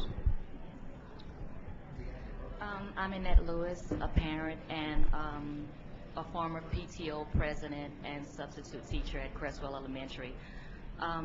My daughter, Bethany Mr. Chair, Lewis. can we wait just 1 second? Because I'm with the crowd in the back. I can't We could hear. either wait or you could speak up.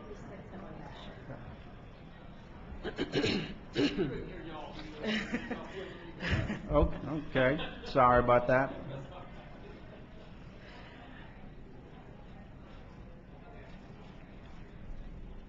Okay, let's go ahead and give it another shot. Okay. I'm Annette Lewis, a parent and former PTO president and substitute teacher at Crestwell Elementary. My daughter, Bethany Lewis, is 9 years old. She has partial complex epilepsy. Her comprehension level, her memory, and sometimes her motor skills has been affected in the result of the seizures. My overall experience at Crestwell was a great one. All of Bethany's needs were being met. There was 196 students enrolled at Crestwell until it closed. I know firsthand that there was a great number of students with medical disabilities and or behavioral problems.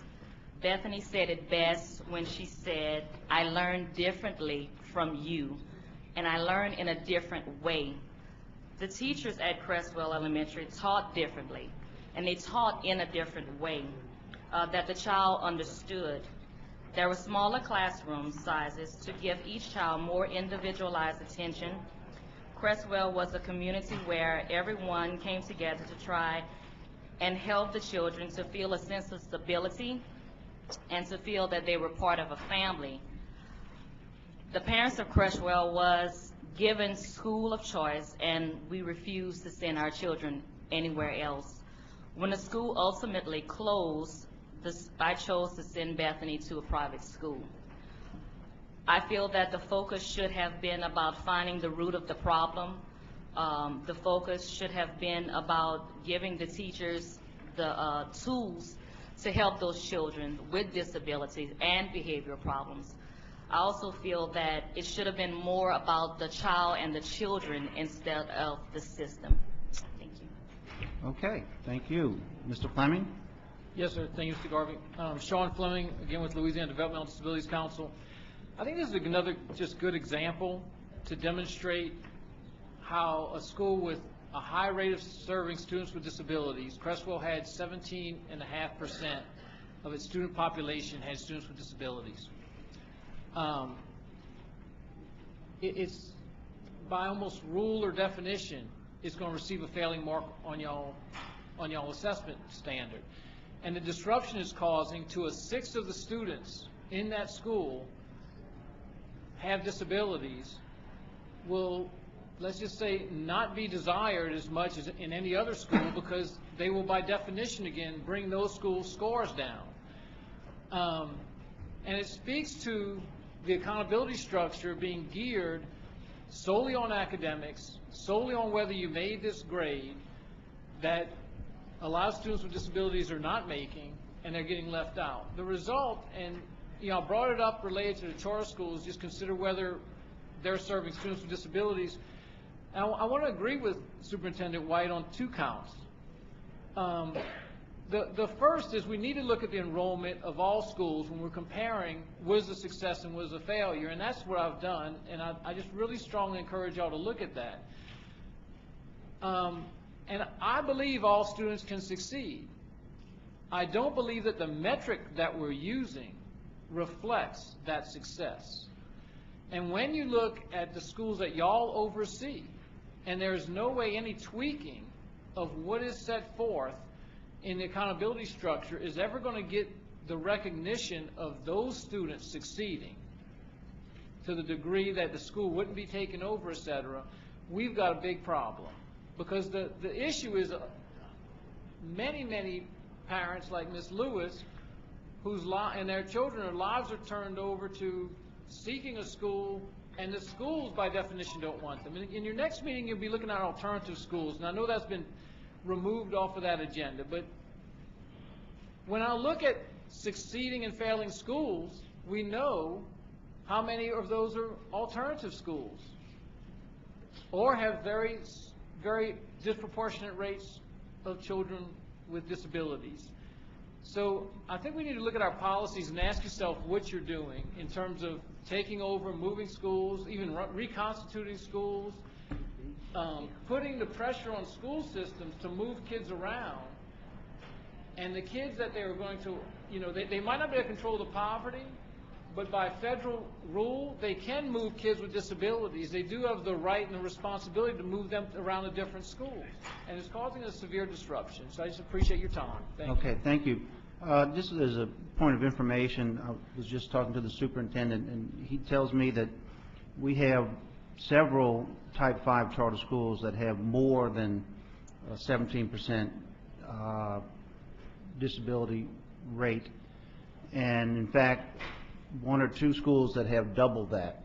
So take that for what you think it is worth. I would take that as even schools with much higher disability rates can be successful. And Mr. Penning. Good morning. There's a difference, just to be clear, between somebody who is hearing impaired as opposed to somebody who is wheelchair bound with other severe health issues that interfere with their learning. But that's not why I came up to speak. I was going to suggest that it's good to see that there is still at least one example available where the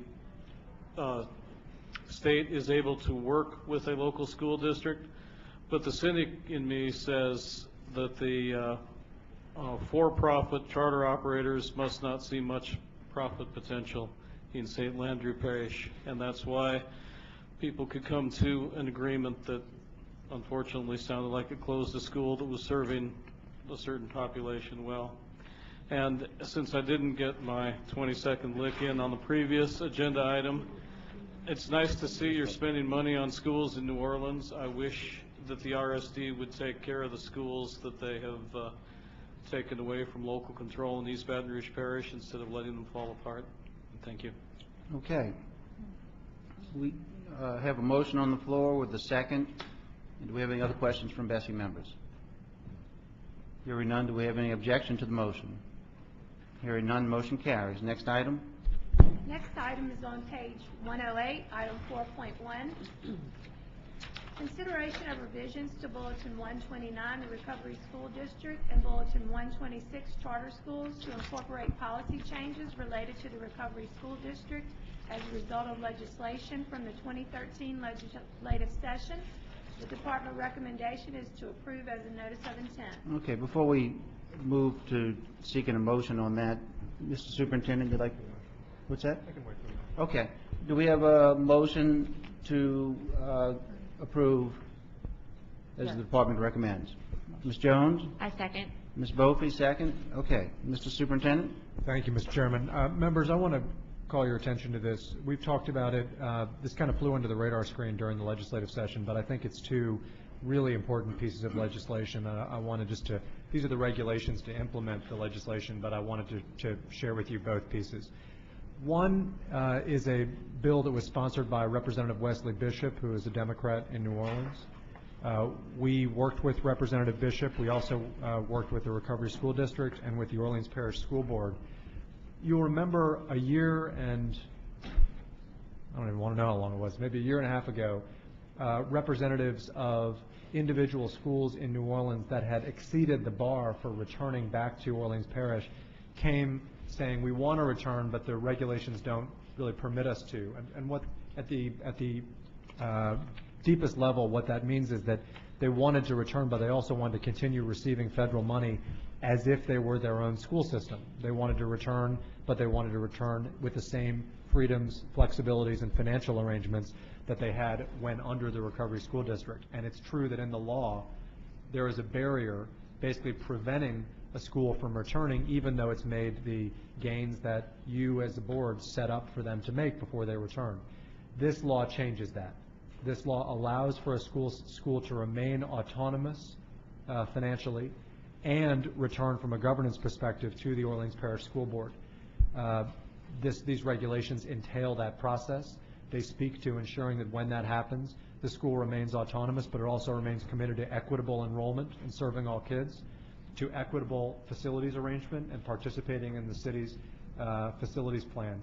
I want to thank, I see here today, Kathy Padian, who's from the Orleans Parish School Board, also Patrick Dobard from the Recovery School District and their entire staffs, and I want to thank Representative Bishop. Also in front of you is a bill sponsored by Representative Ted James, who's a Democrat from Baton Rouge. His bill essentially would say that if the Recovery School District doesn't take action to change a school's governance after 4 years and the school remains failing, then those parents should have the right to petition for that school to go back to the original school board. And I have to say I agree. It's not a slight on us if we try something and it doesn't work. We got to do something better the next time. We should, however, be ashamed if we sit around on a failing school and don't do anything to really change it. And that has happened in the past. And this bill would enfranchise the parents with the right to say, I'm petitioning for a change, rather than letting the Recovery School District, if that were to happen, sit on a school that's not succeeding. That's why we supported it, even though many would suggest that it would be a bill that we'd oppose. It actually was a bill we embraced. We worked on it with Representative James, and the regulations to implement the bill are in front of you today. Mr. Chairman, I want to thank you for allowing me the explanation. Sure. Thank you for that extra information. Appreciate it. Do we have any questions from BESE members? Ms. Beebe? Yes, sir. On assets, item B, I'd like to have clarification from someone regarding the property reverting back to the charter operator.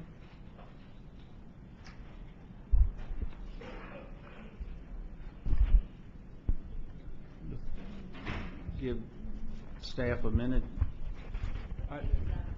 Can you tell me which page you're looking at? Oh, it's the last page, the final page in that section, that 122.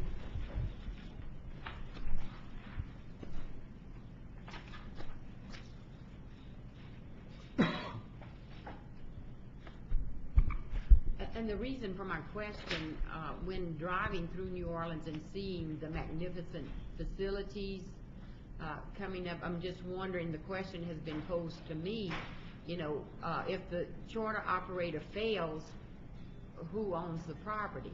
And so I think this is what this addresses. It does, although this addresses it in the specific circumstance. I'll walk through the scenario to your concern. Let's say that the board of a charter school currently operates under the Recovery School District. This is saying that if that board elects to return to the Orleans Parish School Board, the property, computers, desks, that board of the charter has bought remain the property of that school board. In other words, it doesn't automatically become the Orleans Parish School Board's property. It remains the property of that charter school board. Okay, but they're receiving funding, so what makes it the property of the charter operator? It's the property of the board. It's the property of that school, of that charter school boards. Well, but if the charter dissolves, then the board dissolves. Yes, you're right. If the charter dissolves, then the property goes to whatever district that board is under. You're exactly right. But in this case, the board is not dissolving. All they're doing is just going back under the umbrella of that, of the Orleans Parish School Board. So you have the Orleans Parish School Board over the charter board. The charter board is moving from one district, the Recovery School District, back to the Orleans Parish School Board, and they're just allowed to keep their property. That's all it's saying. You're right. If that charter board were to go away and close, then the property would become the property of whatever district they're within. Yes, ma'am. Okay. Okay, any other questions from BESE members? Okay, we have two speakers, Ms. Lee Barrios and James Finney.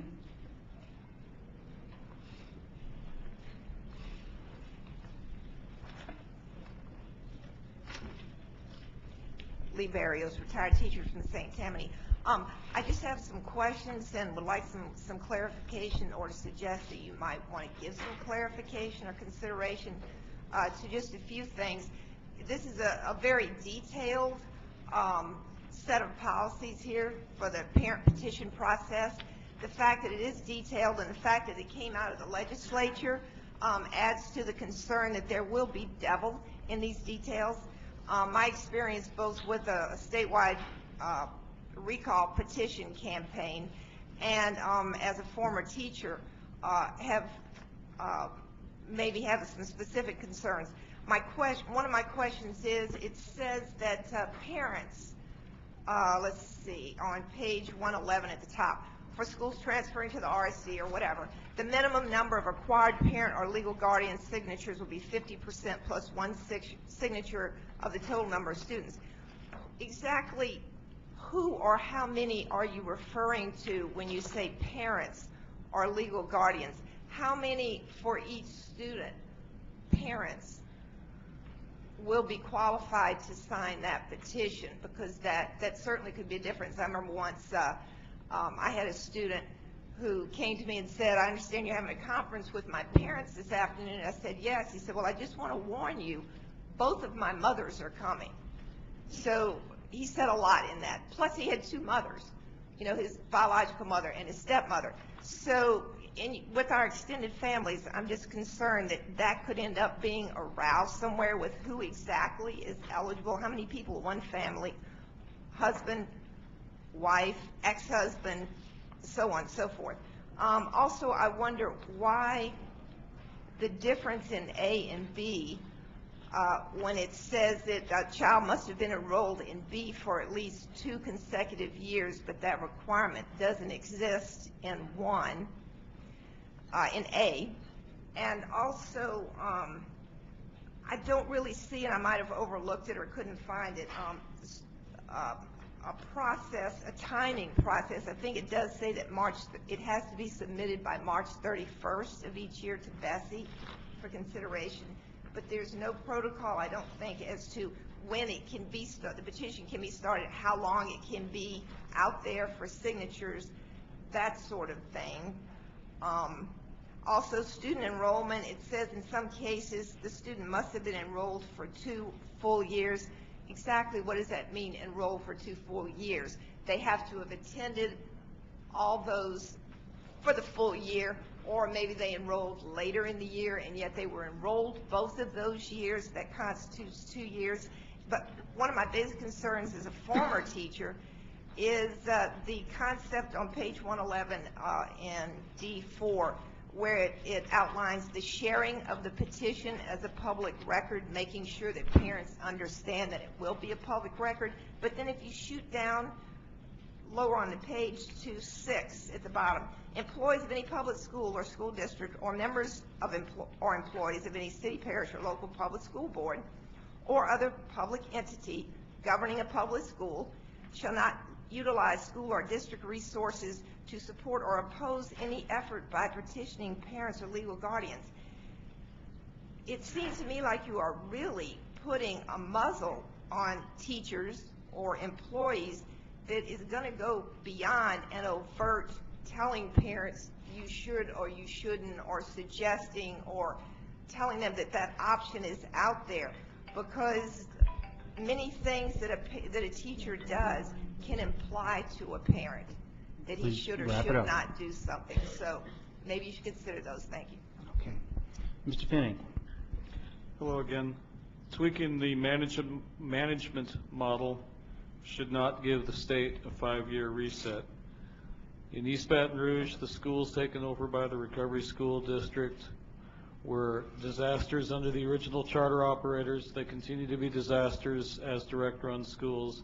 There's no guarantee that that will change when you give control of them to private operators. If a school with a capacity of 1,200 students has an enrollment of 93, wouldn't it be fair to let the community members not served by that school have a voice? As ridiculous as that example sounds, there is one of those schools right in the middle of North Baton Rouge.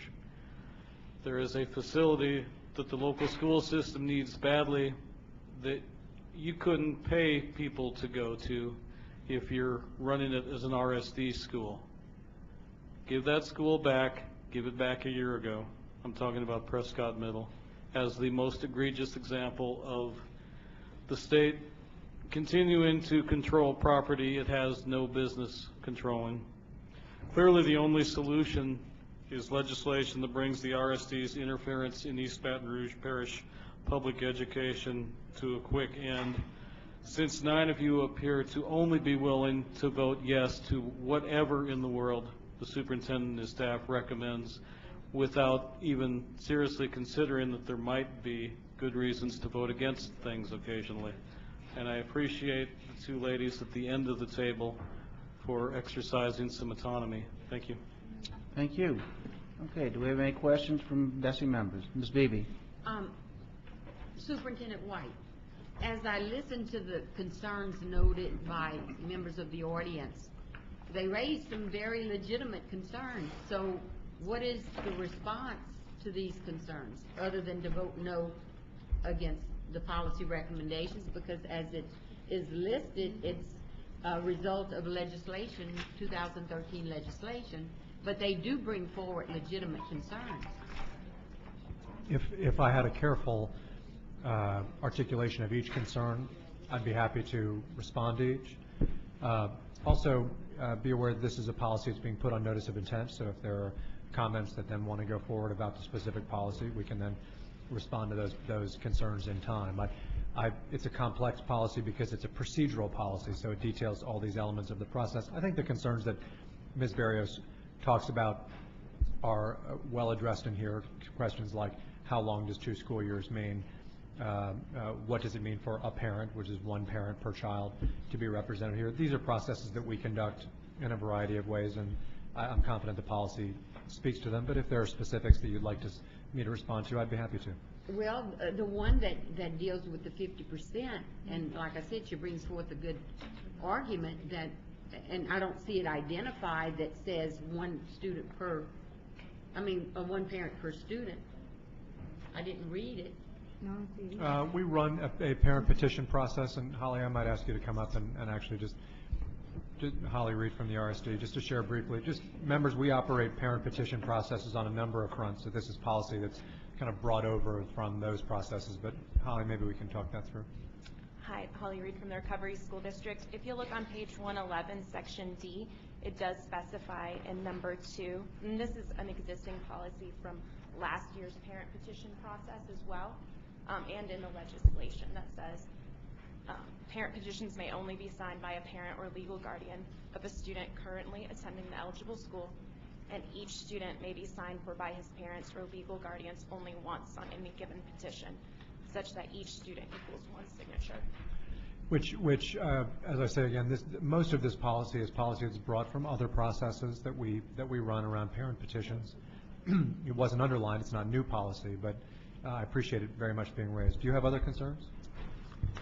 No, well, those identified here. Great, thank you. This morning. Thank you. This raises a question. What if you have one parent that wants to sign the policy, or wants to sign the petition, and one parent that is against signing the petition?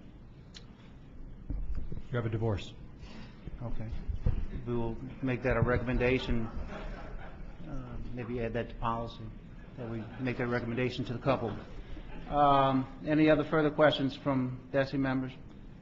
Hearing none, do we have any objections to the motion? I object.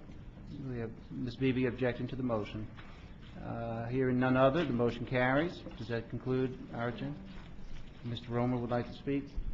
I asked for Personal privilege? A moment of personal privilege. It doesn't really have anything to do with this committee, and that's why I asked for personal privilege, because there's really nowhere else for me to do it. Yesterday we had a discussion regarding an agenda item. While I may disagree with some of the characterizations of how and why certain things happened, I wanted to be clear that any mistake, I certainly apologize for. I have given guidance to staff previously that to find appropriate places to put items on the agenda, and I think that's what was done in this instance. However, obviously the wording was not satisfactory to the member, and I take full responsibility for that. I had not seen the wording myself, but I want every member to know that when you request an agenda item, please notify me, and if you object to the wording of that agenda item, please let me and staff know, because it will be corrected to your satisfaction. So I regret that misunderstanding. There was no ill intent. It was simply miscommunication and going back through the series of messages that went back and forth. I was not aware that there was a problem. So I apologize to Ms. Beebe in particular, but want every member to be aware that you have every right to put an agenda item on the agenda. That's what we discussed in yesterday's retreat, and it's to be on the agenda as you wish. And you sometimes will be given guidance based on laws and statutes on how to word it properly, and I want to make sure you're fully comfortable with that. But I want to take a moment to recognize that, and also recognize that since I have been giving another request, and I'll make sure that agenda item is as you wish and appropriately worded. So, thank you. Thank you. Mm-hmm. Thank you, Mr. Romer. Do we have any other business before the committee? Meeting scheduled for 12:30. Would you like to put Mr. Diaz 12:30? 12:30. Thank you.